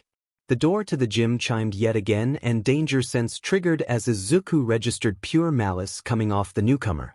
Rumi stiffened and whispered, "Dangerous," lethally. The man had black hair and was wearing a plague doctor's mask and a purple feather collar jacket. "You found my daughter, we'll be going now," the man said, empathy registering her being his daughter as a lie. In his arms Eri flinched hard at the too smooth voice. "She's covered in bandages, were you the one that hurt her?" Izuku ground out. "Of course not, she just trips a lot." The man answered, clearly getting annoyed. "Lie. She's not going anywhere with you," Izuku stated with finality. Rumi and Himiko went as tense as a spring. Mei reached into her pocket. "Come along, Eri, we don't want any trouble now, do we?" he asked through gritted teeth as he pulled his white gloves off. Danger sense was beginning to nudge harder and harder in the man's direction. Empathy was registering murderous rage from the man. Eri's fear was back in force and she began to try and wiggle out of Izuku's grip. He pushed calm back into her and she stopped. "He'll kill you," she whispered into Izuku's ear. Judging by the gloves, Izuku deduced that his quirk relied on touch and was likely very lethal. "Give her back in 3, 2. The masked man began counting down as he slowly started crouching. "If you agree to esparsate." Izuku rushed out after coming up with a semblance of a plan. The man raised an eyebrow. "What?" Black Whip sprang into life and wrapped around the man's wrists just before his hands could reach the ground. Black Whip pulled his arms wide and lifted him off the ground. "Give her back," he roared as he flailed against his newfound restraints. Himiko flashed forward and Leopard punched him in the throat, her fingers curled into a fist at the middle joint instead of the knuckles. His head hung forward as he gasped for air. "Not cute at all." "Luna Arc," Rumi yelled out as she descended on the man with an axe kick to the back of his head, jerking it further downward. The man looked up with wild eyes and without his mask as Mei pulled a small ball from her pocket and threw it while cackling. It landed on his chest with a splat, then electricity raced along the man's skin as he convulsed before going limp in Black Whip's hold. The door chimed as Mr. Aguro stepped in. "What the F happened here?" he asked almost too casually. Izuku clasped his hand over Eri's free ear and gasped. After Mr. Aguro made a few calls, the police, paramedics and everyone's parents plus Nizu showed up. The police took one look at the unconscious man before quickly cuffing him with Quirk suppressing cuffs, saying that he was a B-rank villain that led a Yakuza group. The officers took everyone's statements of what happened. Tsukachi arrived shortly after that and approached where Izuku and the girls sat with Eri still clinging to Izuku, unwilling to let go. "I can understand why you did it, but this still is vigilantism. I'll do what I can, but there's only so much. Tsukachi started. "Actually, he agreed to a spar and this gym is licensed for Quirk usage," Izuku smugly interrupted. Somewhere behind him, he could hear Nizu trying to suppress a cackle. Tsukachi's eyebrows shot up. "True, why would a Yakuza boss agree to a spar?" Izuku shrugged, Eri shifting with the movement. "How could I hope to understand how a child abuser thinks? That does remind me though, Eri said someone called the Rapper was the one that got her out, but he was in danger." Tsukachi sighed in defeat. "Good to know. The Rapper is an alias used by Kendo Rappa, another B-rank villain. We responded to a disturbance at the Shai Hasaikai residence earlier today. Kendo killed over 24 known Yakuza and was gravely wounded, but he'll live. I'll do what I can for him. You'll have me and my lawyer's help. Maybe we can get him into a villain rehabilitation program." Nizu chirped as he climbed onto Tsukachi's shoulder. "Well, I guess that clears up that. Then there's the matter of Eri. She doesn't show up on any systems, by all accounts she doesn't exist. Let's have the paramedics check her over while we discuss the options. Tsukachi said while gesturing to the two paramedics. Izuku looked down to Eri and she looked up at him with wobbly lips. Those nice people want to make sure you aren't hurt, is that okay? You can say no. Eri seemed to gather her courage as her lips stopped trembling. I'll do it. Izuku gently set her down and paramedics led her over to a bench by the wall with a decorative potted plant beside it. There are currently two options, and seeing as the girl is rather attached to you, you four will decide. No matter what choice you make, I want Eri to attend the special classes we have at UA for children whose development has been negatively affected by villains once the school year starts. The two options are we place Eri into foster care or I make her a ward of UA and hire you four as her guardians. Do not make this decision lightly, she may come to see you as her parents. Nizu finished seriously. Izuku looked between each of his girlfriends. What do you think? I doubt she'll do well in foster care. Rumi said with a frown. Himiko looked to where Eri was with a faraway look. She deserves a place where she'll be loved, not just tolerated. I've read bad things about foster care and I want Eri to be happy. I think she'd be happiest with us. Mei said as she rubbed Himiko's thigh, bringing the blonde back to the present. And if she starts thinking of us as parents? Izuku asked, several barely suppressed squeals of delight coming from where their parents were gathered. If she does, then I wouldn't mind. I already have some parenting books for the future. Mei said casually. Izuku, Rumi, and Himiko all blushed a small amount before Himiko spoke up. I don't know why, but I really want this. It feels instinctual. I suppose that makes sense. Cats have been known to adopt abandoned babies, even other species, up to and including bears. Izuku pondered aloud. I don't know how maternal I am, but seeing Izuku holding her was making my instincts go wild. I want this too. I kind of figured we'd get to F before we had a kit, but out of order is okay too. Rumi said with a shrug. Izuku went red in the face as he looked around to make sure Eri was far enough away to not hear. That's when he saw her sitting on the bench and getting visibly more upset. Her terror was coming back. Her horn began glowing and she started screaming for the paramedics to get away as danger sense flared. The paramedics backed away with raised hands, trying to calm the girl. Izuku jumped up and approached slowly, his girlfriends close behind. The glow emanating from Eri's horn increased. Stay back. I don't want to hurt you too. Eri cried out. The potted plant beside the bench began to shrink slowly at first, but the speed increased until it was only a sapling. Izuku came to the conclusion that the glow was her quirk and it was out of control. It seemed to rewind organic matter, seeing as the plant was the only thing affected. He reached out with empathy and tried to force calm onto Eri. There was resistance, but it worked. The glow from her now smaller horn abated and she began sobbing. I'm sorry. I'll be good, I promise. Now that the glow had fully disappeared, he scooped up the sobbing girl. Sure, it's okay, sweetheart. You didn't do anything wrong, mistakes are okay. Mei started rubbing soothing circles into Eri's back. Yeah, failure is the mother of success. I blow things up all the time, but I learn from it. Himiko ran her thumb along Eri's horn. You don't have to be good all the time to be loved, trust me. Rumi ran her fingers through Eri's hair, massaging her scalp. Don't worry, Kit, we'll help you get a handle on your quirk. Eri looked up with watery eyes. My quirk is a curse. It made Papa disappear. It must have happened when her quirk first manifested. He thought. Eri, what happened to your father was an accident. Your quirk is not a curse, it's a blessing. With training you could heal any injury, you could save countless lives with it if you wanted. Izuku said softly. Eri lowered her head back onto Izuku's chest and exhaled shakily. Really? Izuku leaned down and kissed the top of her head. Really? Deciding the girl in question deserved a say, he asked. Eri, would you like to stay with us? Izuku and the girls all held their breath as they waited for a response. Eri clung tighter to Izuku. Please. Tsukachi walked up with Nizu on his shoulder. It seems you're also uniquely capable of stopping her quirk if she loses control of it. Before I believed you to be the best option, now I believe you to be the only option. So what do you say? Nizu chirped with a smile that told Izuku he already knew his answer. "We accept," he said resolutely, Rumi, Mei, and Himiko nodding in agreement. Nizu clapped his paws together.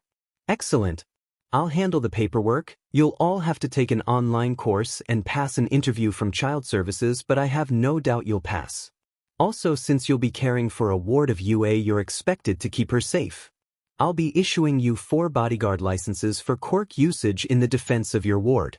I am showing you for a great deal of trust in this. Do not use them as an excuse to perform heroics. Loopholes won't save you from me if you break my trust." Nizu finished with a warning in his tone. All 4 of them stood up straighter at the tone. "Yes, sir," they all said in unison. Nizu pulled out his tablet from somewhere. "Now, the paperwork should all be finished by the time classes start in a month. The 5 of you can move into the dorms early so Eri has time to acclimate." Izuku's eyes bulged. "Does that mean we got in?" Nizu waved his hand dismissively. "Of course. You were the top 4 ranking examinees after all. You'll all be in Class 1A. He turned his tablet to show them the scores. Izuku's jaw dropped. He had not only placed first with 120 villain points and 80 rescue points, but he had also broken All Might's record of a combined 150 points. Rumi was second with 80 villain points and 30 rescue points. Mei was third with 50 villain points and 55 rescue points. Himiko was fourth with 80 villain points and 20 rescue points. Fifth place was Bakugu with 77 villain points and 0 rescue points. Bakugu would no doubt be fuming once he found out. "How do you have the results already, sir?" Izuku asked. It had only been a few hours after all. "Oh please, it's just adding up some numbers and judging the rescue points. Nothing that takes too long. I was originally going to mail everyone a hologram as a kind of joke. Imagine waiting a whole week for word only to receive a letter in this day and age, and when they open it a hologram pops out." Nizu said, cackling all the while. "Mail? Who the foo dash?" Rumi began but stopped at the sight of the glare Izuku threw her way. Inko walked up to them, leading a gaggle of parents. "Can we meet our grandchild yet?" she asked mirthfully as the rest of the parents were cooing at the sight of Eri clinging to Izuku. Well, he supposed he could mark them down as supporting the decision. Apparently being Nizu's personal student and employee had its advantages. While the dorms were being renovated to better suit their needs, Nizu gave him a black metal credit card and told him to get anything Eri might want or need. Not wanting to move Eri into a crowded environment, they opted for online shopping. With Eri in his lap and pointing to things on the laptop, they bought anything she might want or need. It seemed as if Himiko and Rumi were almost instinctively good at caring for a child, really made him wonder how Himiko's mom had fed up so royally. Maybe it was partly instinctual also? Perhaps she saw Himiko as a predator more dangerous than herself and it scared her? At any rate, he and Mei decided reading parenting books was their best bet. That's when he discovered that full cowl not only boosted his strength and defense but also his brain. It explained how All Might could fight at super speeds when a normal human couldn't hope to keep up. With the combination of cell activation supercharging his bodily processes and full cowl, he could read an entire book in minutes. All Might had seriously underutilized his quirk. With Mei's quirk being ocular, her reading speed was also nothing to sneeze at, nearly keeping up with him. The 2 of them had read through every parenting book they could get their hands on within days. The online courses, tests, and interviews from child services were almost alarmingly easy. It certainly explained, at least partially, why the foster care system had the stellar reputation it did. Now they only had to wait for everything to process. Only a week after the entrance exams, Izuku and the girls were moving into the dorms. That's when they discovered the reason behind the renovations. Nizu had somehow given them an entire floor to themselves. No other students were designated to it. Izuku's room was 3 times the size of a normal dorm room and had a bed the size of 2 king-sized beds put together. On the bed was a note that said, "The room's soundproofed." He had a feeling Nemuri had something to do with the bed and note. The girls' rooms were right next to his, and Eri's was directly across the hall. moving their things and hadn't taken long at all thanks to all the training they had done over the years and the freight elevator that was commonplace because of the varying sizes of people due to quirks. The first morning after moving in, Izuku was wearing a pink apron, workout shorts and a tank top as he was making some pancakes with diced-up apples inside for Eri. She was wearing unicorn-themed pajamas and a smartwatch that matched Izuku's and the girls'. She was patiently waiting in the kitchen while the girls were still waking up upstairs. "When's your birthday, Eri?" he asked over his shoulder where the little unicorns sat at the breakfast bar waiting patiently. Eri's feet ceased their swinging. "I don't know." Izuku smiled reassuringly over his shoulder. "Well, we can't have that. The doctors seem to think you're about 5 years old, so how about we call today your 5th birthday? We can throw a birthday party and even go somewhere if you want." "Really?" Eri asked in disbelief. "Of course, sweetheart. So from now on, March 15th is your birthday. I'll talk to Nizu about making it official." Izuku had barely finished his sentence before the smart fridge displayed a message that said, "Done," followed by an animated version of Nizu doing a dance. "I don't think I'll ever get used to that," Izuku thought. Rumi came downstairs then wearing only a red leotard, her muscular hips and butt on full display. Judging by the way her nipples printed through her shirt, she wasn't wearing a bra. She strutted into the kitchen and kissed Izuku deeply before turning around, making it a point to swing her hips and wiggle her tail as she made to join Eri, sitting next to her and ruffling her hair. "I know you wear those for pajamas, but don't you think it might be a little scandalous for Eri to see?" he asked. "No, P.E., I'm proud of my body and I have nothing to be ashamed of. In fact, my hero costume is going to be a leotard, only with thicker material," Rumi said simply. Well, he supposed she had a point. She was essentially wearing a one-piece swimsuit and he wouldn't want Eri to view her body as something to be ashamed of. He ruffled his curly hair. "You're right, sorry." He finished the pancakes as Himiko and Mei joined them. Mei was wearing a pair of boxers he was pretty sure were his and a huge t-shirt that said, "Naps," on it that he was sure was his. Seeing her wear his clothes was much more attractive than it had any right to be. Himiko was wearing small black booty shorts and a dark red tank top that he could also see the shape of her nipples through. He quickly surmised that living with his girlfriends was going to kill him. Mei groggily hugged him from behind and mumbled a good morning into his back before shuffling off to join Eri and Rumi. Himiko grabbed him by his shoulders and heaved herself onto his back, her legs wrapping around his waist as she bit into his neck and began drinking as she purred audibly. What's she doing?" Eri asked cautiously. Rumi placed a comforting hand on Eri's back. "She's drinking his blood. Her quirk makes her crave it. People used to call her quirk curse too, but you know what, Kit?" She whispered conspiratorially.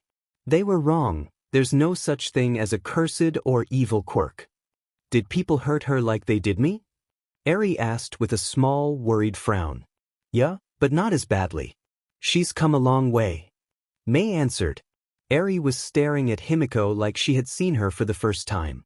Himiko, for her part, was oblivious to the world around her as she drank her fill while Izuku bustled around the kitchen completely unimpeded by her weight or his loss of blood. After everyone had eaten, Izuku announced that today was going to be Eri's official birthday. They decided on a quiet cat cafe and a Ghibli movie night since she had never seen any. Eri seemed to really enjoy the cat cafe, but she still hadn't smiled much to her guardian's chagrin. Getting the girl to smile was starting to seem a monumental task. Lunch Rush himself made Eri a cake. Izuku's moms, Mr. Aguro, Mei's mom, Vlad King and a majority of UA's staff were in attendance as they turned down the lights in the cafeteria and brought out the unicorn-themed cake to a very surprised little unicorn. Everyone began singing in ridiculous tones with wide smiles. "Happy birthday to you." They were partway through the song when Izuku noticed Eri was beginning to tear up, but despite that she smiled. Illuminated by the birthday candles, she smiled for the first time, and it was a full, watery smile as happy tears ran down her cheeks. The song finished and Izuku scooped up the girl before taking her seat with her on his lap. "Happy birthday, sweetheart," he whispered before kissing her temple and wiping away her tears. After a few tries, she managed to blow out all 5 of her candles and they dug in. Eri quickly declared cake a close second to apples. Later that night, after changing into her unicorn pajamas and binging several Ghibli films sprawled out across her guardians, Eri gave in to sleep. Izuku carefully picked the sleeping girl up and carried her up to her room. He gently laid her down and tucked her into her bed. She could skip brushing her teeth for one night. Izuku and the girls each gave her a kiss on the forehead goodnight. They were on their way out when a quiet voice, heavy with sleep, sounded from behind them. "Good night, Papa. Good night, Mamas."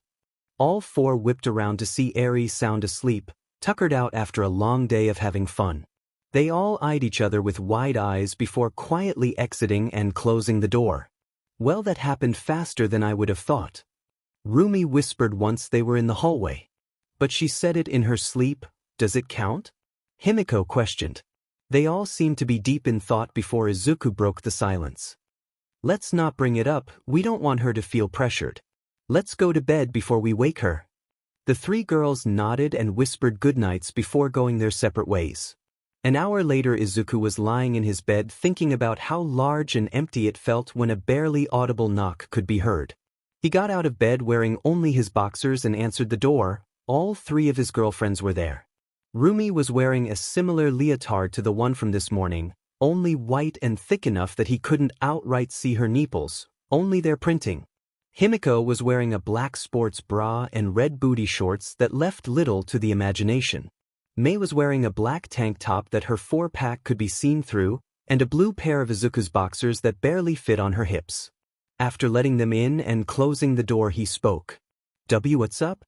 Is everything okay?" Rumi hopped into the huge bed. "We're sleeping here from now on. I'm not sleeping another night alone when the people I love are right next door."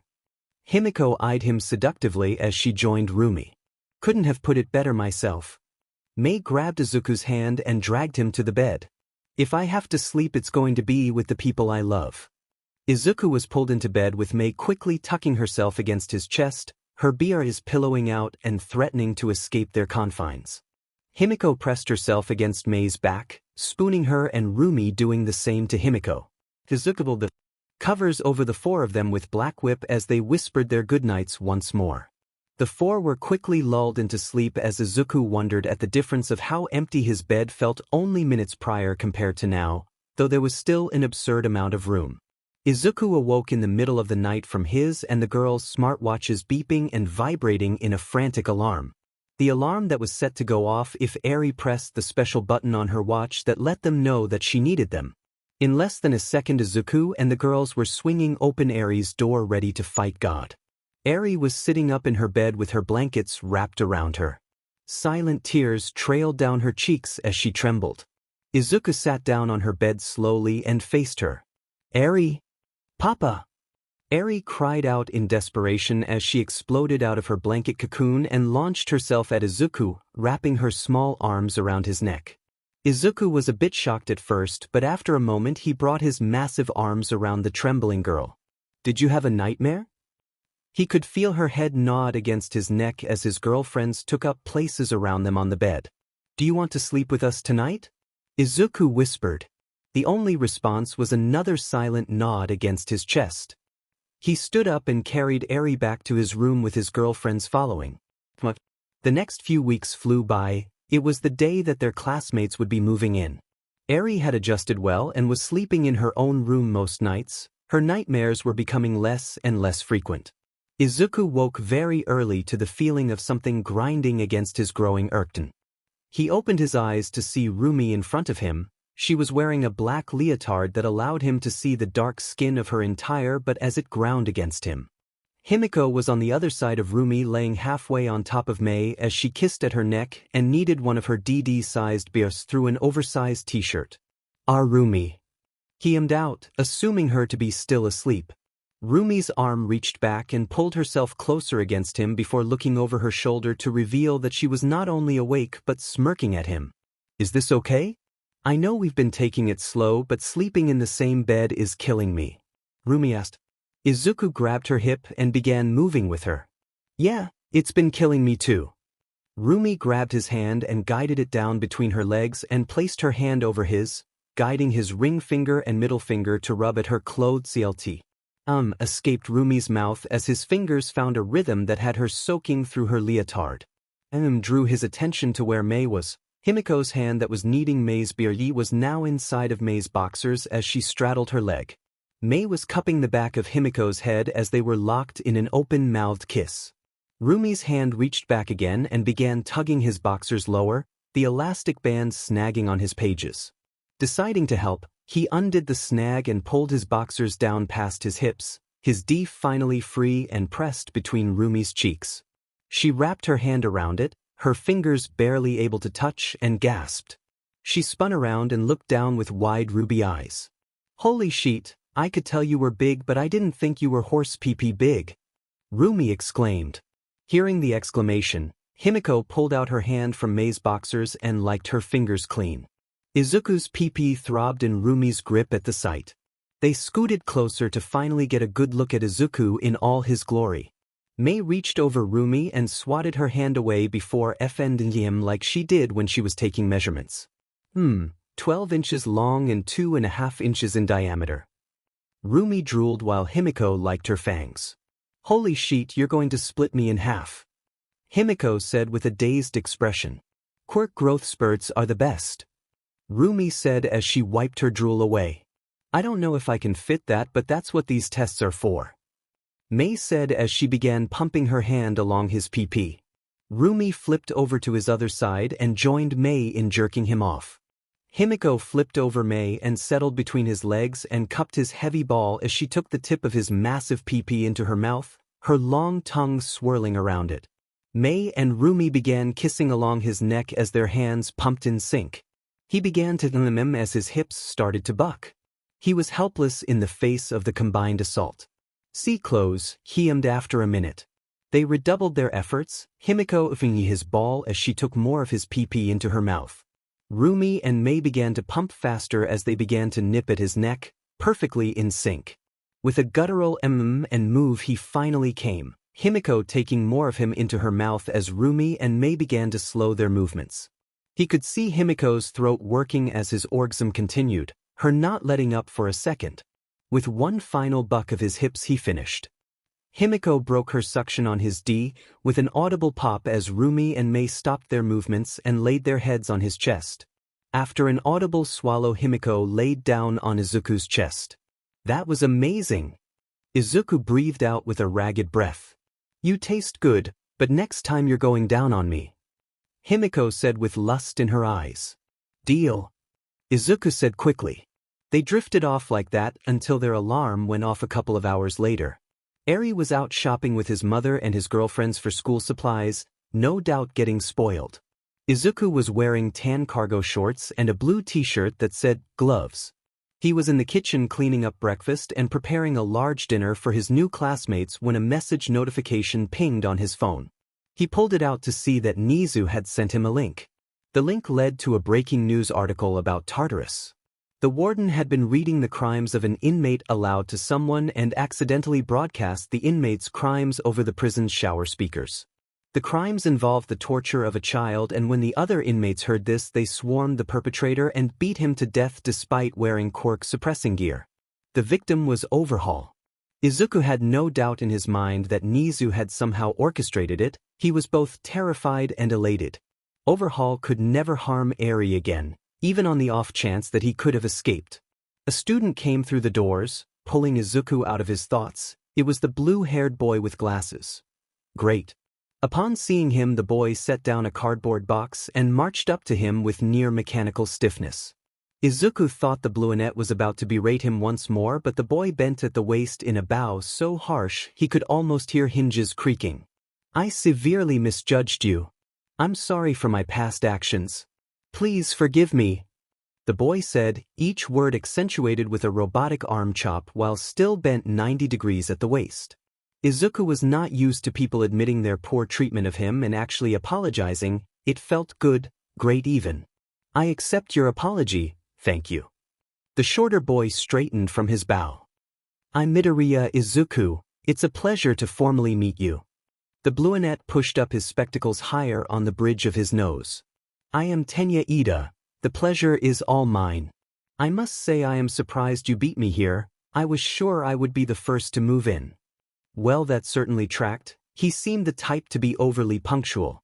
Izuku smiled friendly and ruffled his hair. He didn't want to have to explain his circumstances dozens of times.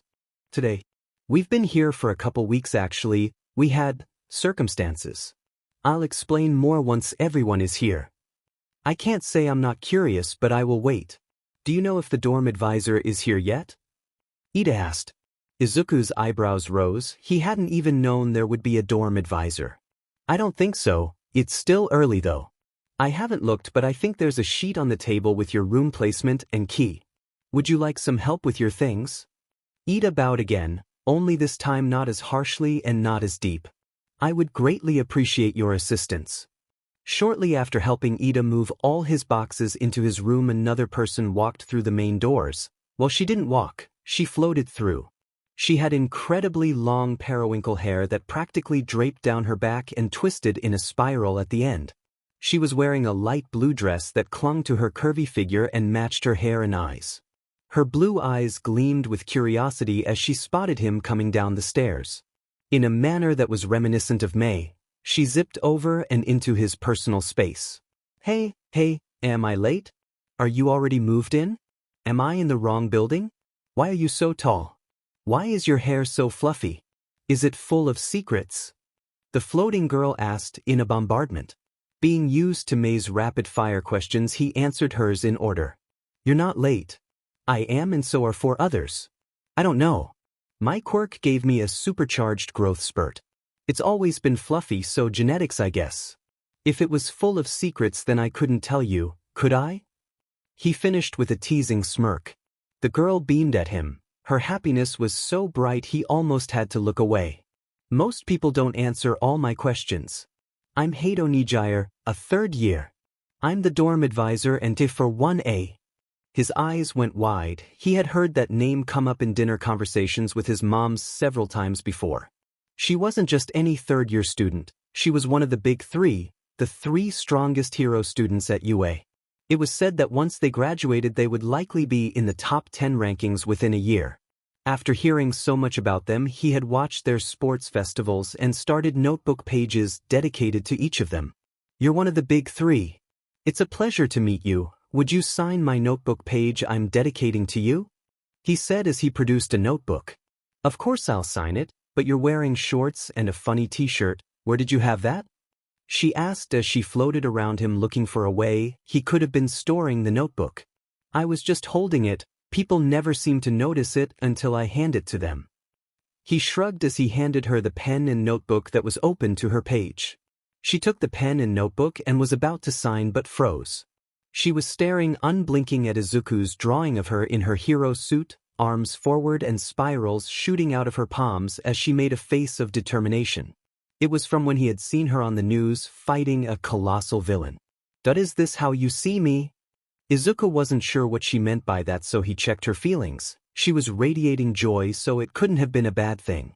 Yes, he answered confidently. She did a little twirling in the air as she signed the page, but Izuku didn't miss the blush dusting her cheeks. She lowered herself back to the ground and looked up at him with a bright smile as she handed him the notebook back. He returned her bright smile with one of his own. Let's get you moved in. After moving Nijire into her advisor room on the ground floor, it was early afternoon and time to meet up with the girls and Eri at his mom's house. Izuku walked through the doors of his mom's house and was greeted by Eri rushing up to him in a mini UA girl's uniform and a red backpack. Papa, look. Our uniforms match. How does it look? She said excitedly as she twirled for him. Izuku had heard her call him Papa several times now, but it felt no less amazing. The idea of having kids one day had always seemed so far away to him. Ever since Eri had started calling him Papa and his girlfriend's mamas, that murky concept had become crystal clear in such a short span of time that it had him reeling, but he wouldn't trade this feeling for anything. He and the girls had been fully informed of what happened to her so they could better care for her. She had gone through so much, and she had come so far already. He was so profoundly proud of Eri, of his ward, of his daughter. Papa, what's wrong? Eri asked quietly, snapping him out of his thoughts. He wiped at the wetness on his cheeks. He knelt, bringing himself down to her level. Nothing's wrong, Eri, these are happy tears. Your uniform looks great. Eri hunched her shoulders in embarrassment at the compliment. You're so happy that you cried? Why? He opened his arms to her and she wasted no time embracing him with her eyes closed and a smile on her face. He tucked some stray white hairs behind her ear. Because you make me happy, I love you, sweetheart. Eri buried her head into his shoulder and sniffled. You do? She asked with a muffled and watery voice so quiet he almost didn't hear the question. He held her closer and kissed the top of her head. I do and I always will, no matter what. Eri's shoulders were shaking now as she turned her head towards him and looked at him with wet, ruby eyes. I love you too, Papa. The sound of a camera shutter made him look up. His moms and girlfriends were all watching discreetly from a distance away with eyes shimmering with unshed tears. He stood with Eri cradled close and walked over to join his family. I know this might seem soon, but I can't imagine myself ever changing my mind about Eri. What do you think about making this official? He asked, wording his question carefully so as not to clue in Eri. Everyone but him and Eri choked back a sudden sob and his girlfriends nodded in agreement. I feel the same. Rumi said with a confident grin. Same here. Himiko said with a fong-filled smile. I'm in, it's only a formality at this point. May said with a manic smile. He looked down at Eri, who was obviously very confused at what was happening. Eri, I have something very important to ask you. No matter what your answer is, know that we will always love you. Eri met his eyes and was obviously nervous, so he decided to press forward. Do you want to be a Midoriya? To officially become my daughter? Eri smiled a tight-lipped smile as she tried and failed to suppress the quiver of her chin. Tears came unbidden to eyes. Her restrained emotions broke like dam. She let out a strangled sob as her lips separated into a wide, unrestrained smile and tears poured down her face. She began nodding, her snow-white hair shaking as she struggled out a single word through her sobs. Weiss. Izuku and Eri were enveloped in a massive hug by all of his family. Nana spoke inside his head. Congratulations, kid. Are you going to tell her about us and evolve her quirk? No, not yet at least. She doesn't need the burden of such a secret, and I won't evolve her quirk until she has a better grip on how it works now. We have no clue how it could evolve. Izuku thought. He ended up staying at his mom's place much longer than he had planned. They threw an impromptu celebration for the new Midoriya. Inko had adoption papers already drawn up and was only missing his signature. It was almost dinner time. He needed to get back to make the dinner he had prepared for his new classmates, so they headed back home. Eri was still in her school uniform and being carried by Himiko. Her head was resting against her shoulder with her arms tucked against her chest. The sound of her soft breathing could be heard as she slept, Himiko's purring having lulled her asleep. Himiko was wearing an oversized tan cardigan and a black skirt with thigh-high black socks. Her cheeks squished against Eri's head as she held her close. Rumi was wearing high-waisted blue jeans and a black tight-fitting CRP top. She was walking hand in hand with May behind Himiko. May was wearing blue jean overalls with a baggy yellow sweater under the overall straps. Izuku was in front and carrying the ludicrous amount of school supplies his girlfriends and moms had gotten for Eri. He knew they were excited when they heard Eri calling him Papa, and he knew that it would mean them spoiling her as much as possible, but this seemed excessive. With hands full, he still managed to open the doors to the dorms for his little family. They walked past into the building and soon heard an excited gasp. She's adorable! A feminine voice whisper shouted, followed by the sound of Rumi harshly shushing the person. He entered and saw Himiko whisking a still sleeping Eri upstairs to put her in her bed for a nap. There were people milling about the common area, Nijire, Ochako, Tsu, and Ida included. He saw some floating clothes and flipped on his infrared vision to see Toru smiling at him, her eyes and hair shimmering like a kaleidoscope. She was wearing a pink long-sleeved shirt and a long gray skirt that went down to her ankles. Looking at her now, he realized she must have been around 5 feet 0 inches. He returned her smile before deactivating the vision. A pink-skinned girl with small yellow horns and black scara with golden irises was eyeing Rumi, and May's joined hands with a grin before her eyes locked onto him and her grin turned mischievous. She was about 5 feet 3 inches and was wearing a white turtleneck tank top that showed off her toned stomach and cut-off jean shorts that were short enough to see the pockets. "You must be the Midoriya guy that was smooth-talking my girlfriend," the pink-skinned girl said as she threw a possessive arm around Toru.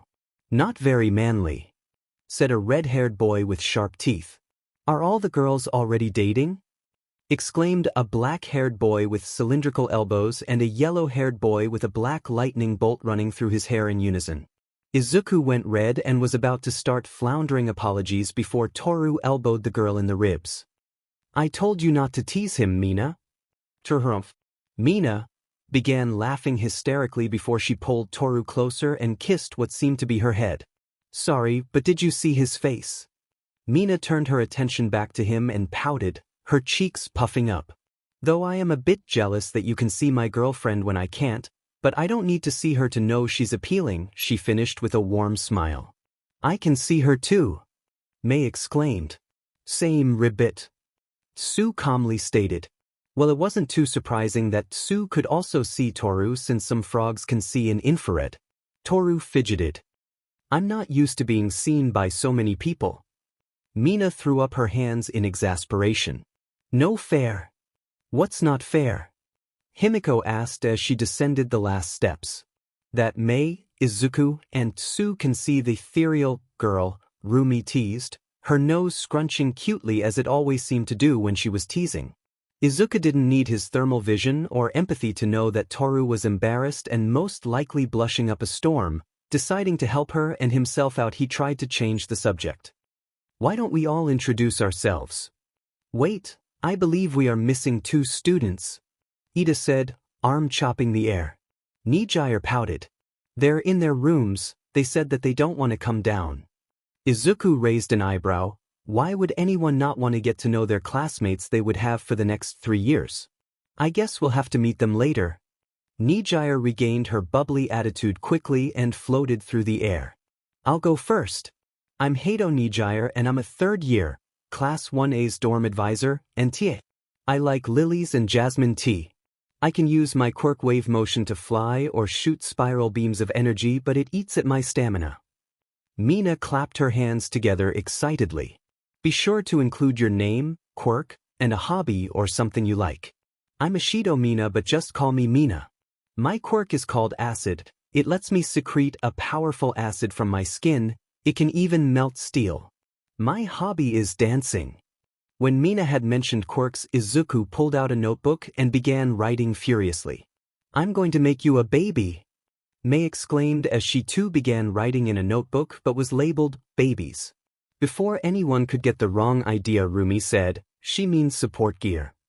There was a chorus of ohs. A boy standing next to Mina with spiky red hair and sharp teeth made a fist and pounded his chest. "My name is Kirishima Ijiro. I like manly things. My quirk is called hardening. It's not very flashy, but it hardens my skin so I can take a hit better than anyone," he said with flourish as he flexed his arm. Toru waved her arms around.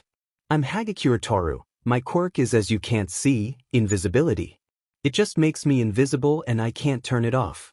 My hobby is shopping for cute things.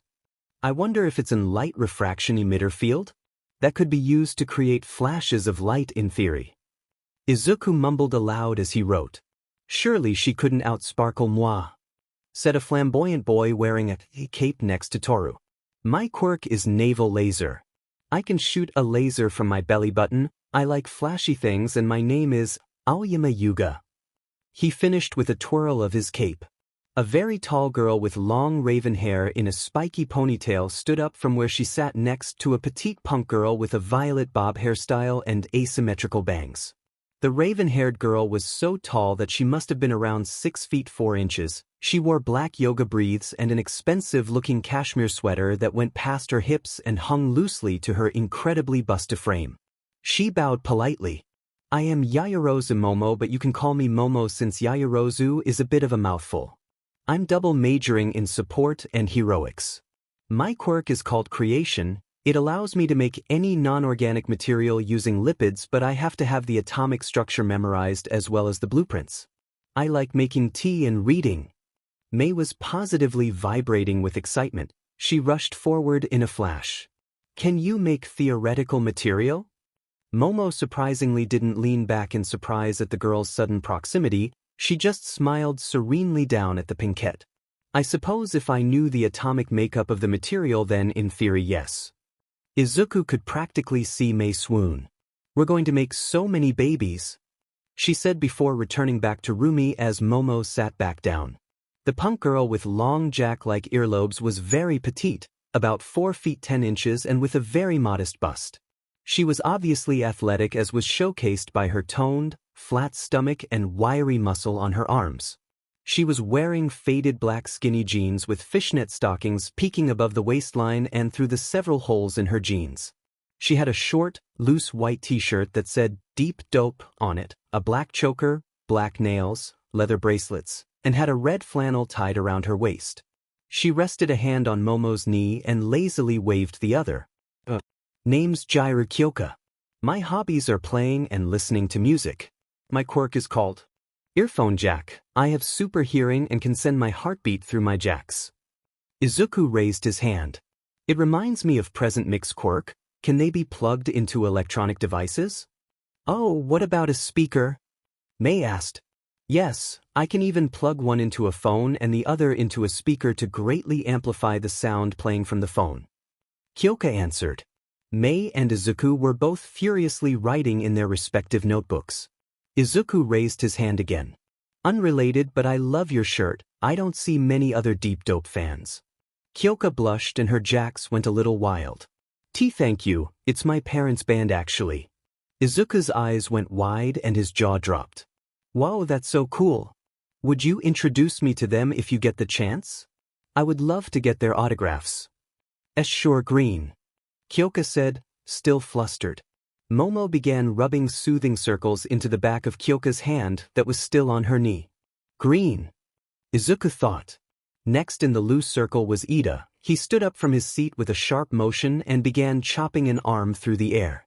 My name is Tenya Ida, my hobby is running, and my quirk is called engine. I have engines in calves that run on citric acid that allow me to run very fast. Mei was crouched behind him scribbling in her notebook before Izuku could even see her move. Do they overheat? How fast can you run? Does the concentration of citric acid matter? What's the fuel economy? What a dash. Please slow down, I cannot hear your questions if you ask them so fast, let alone answer them. Ida interrupted. Mei seemed a bit crestfallen, so Izuku intervened. She asked if they overheat, how fast can you run, if the concentration of citric acid matters, and what the fuel economy is. Izuku said slowly. Thank you, they do overheat if I push them past third gear. My record speed is about 80 miles per hour. I'm not sure if the concentration of citric acid matters, I usually just drink orange juice as fuel. The fuel economy varies, but it's about 12 ounces of orange juice for an hour of activity. Mei scribbled in her notebook and walked over to where Izuku was standing between Rumi and Himiko. She pressed her head against his chest in a show of affection. Mina raised an eyebrow at the display. Next up was a black-haired boy with a plain face and cylindrical elbows. I'm Sirohanta and my quirk is tape. I can shoot tape out of my elbows. My hobby is relaxing with friends. The blonde-haired boy spoke up next. My hobby is video games. My quirk is electrification. I can zap things but I get a bit dopey if I overdo it. Oh, and my name is Kaminari Denki, he said, making finger guns. A huge boy with 6 arms stepped forward from where he was standing somewhat behind the loose circle. A mouth formed at the end of an appendage. My name is Shoji Mizo. I enjoy hiking. My quirk is called Dupliarms. I can create many different appendages that can duplicate body parts like eyes, mouths, hands, and so forth. Momo sat forward with concern etched into her brow. Are you wearing a mask because you feel unwell? I can make you some herbal tea. She made to stand but Shoji held up a hand, halting her. I wear a mask because the sight of my face once scared a child and I have grown too accustomed to it. A raven-headed boy nodded in understanding where he stood leaning against a wall. Momo leaned back into her seat but she still wore a concerned expression. Okay, but if you want to take it off I'm sure nobody here would be alarmed. Quirkus views have no place at UA. Shoji nodded. Thank you. The boy with the head of a raven spoke up next. I am called Tokoyami Fumikage. I enjoy reading and my quirk is called Dash. He was cut off by a raven-headed shadow popping out of his back and T-posing above the boy. Dark Shadow. Wow! Ascension quirk. They're even more rare than healing quirks. Izuku gushed, ignoring the fact that he had both. Fumikage feathers ruffled at the attention as Dark Shadow began shaking the boy's shoulders. I knew people at UA would understand our greatness. Fumikage regained as much of his composure as he could and closed his eyes. Revelry in the dark. It was silent for a second until Ochako blushed from where she sat on the love seat couch with Tsu cuddled up to her. She was wearing a peach-colored shirt and black shorts. He hadn't noticed before, but she had a bit of baby fat still clinging to her. She wasn't necessarily overweight, just a bit pudgy perhaps. It did nothing to detract from her attractive curves, however. If anything, it added to it. He could tell there was underlying muscle under the fat, as if she trained but ate poorly. Oh, I'm Uraraka Ochako and I like astronomy. My quirk is zero gravity. I can remove gravity from anything I touch without affecting its mass. Whoa, you could just yeet someone into the sun. Kaminari exclaimed. I wouldn't do that. She said quickly. Since you can affect one of the laws of the universe, I'm assuming there are some drawbacks? Izuku asked, ready to write. My weight limit is about 2 tons and I get queasy if I overdo it, but I've gotten a lot better over the last 3 years. Ochako answered with a light blush. Tsu raised a large hand that didn't fit her small frame. She was wearing a gray long-sleeved blouse tucked into a yellow skirt that went down to her ankles. Ribbit, I'm Azui to you, call me Tsu. My hobbies are swimming and taking care of my younger siblings. My quirk is fairly obvious, it's called frog. I can do anything a frog can but better. Rumi laughed. Well, there goes the explanation of my quirk. There are so many things frogs can do. You can obviously see in infrared. Can you produce a poison like a dart frog? What about finger claws like a horror frog? What about optical camouflage? Izuku asked quickly yet intelligible. Tsu let out a quick succession of small rib bits and emanated happiness. No poison, not yet at least. A horror frog's fingertips are made to break, and since my x-rays show normal finger bones, I don't think so. I can cloak myself though. She demonstrated by turning invisible against the couch. Toru waved her arms around. No fair, she said cheerily, but Izuku could sense her melancholy.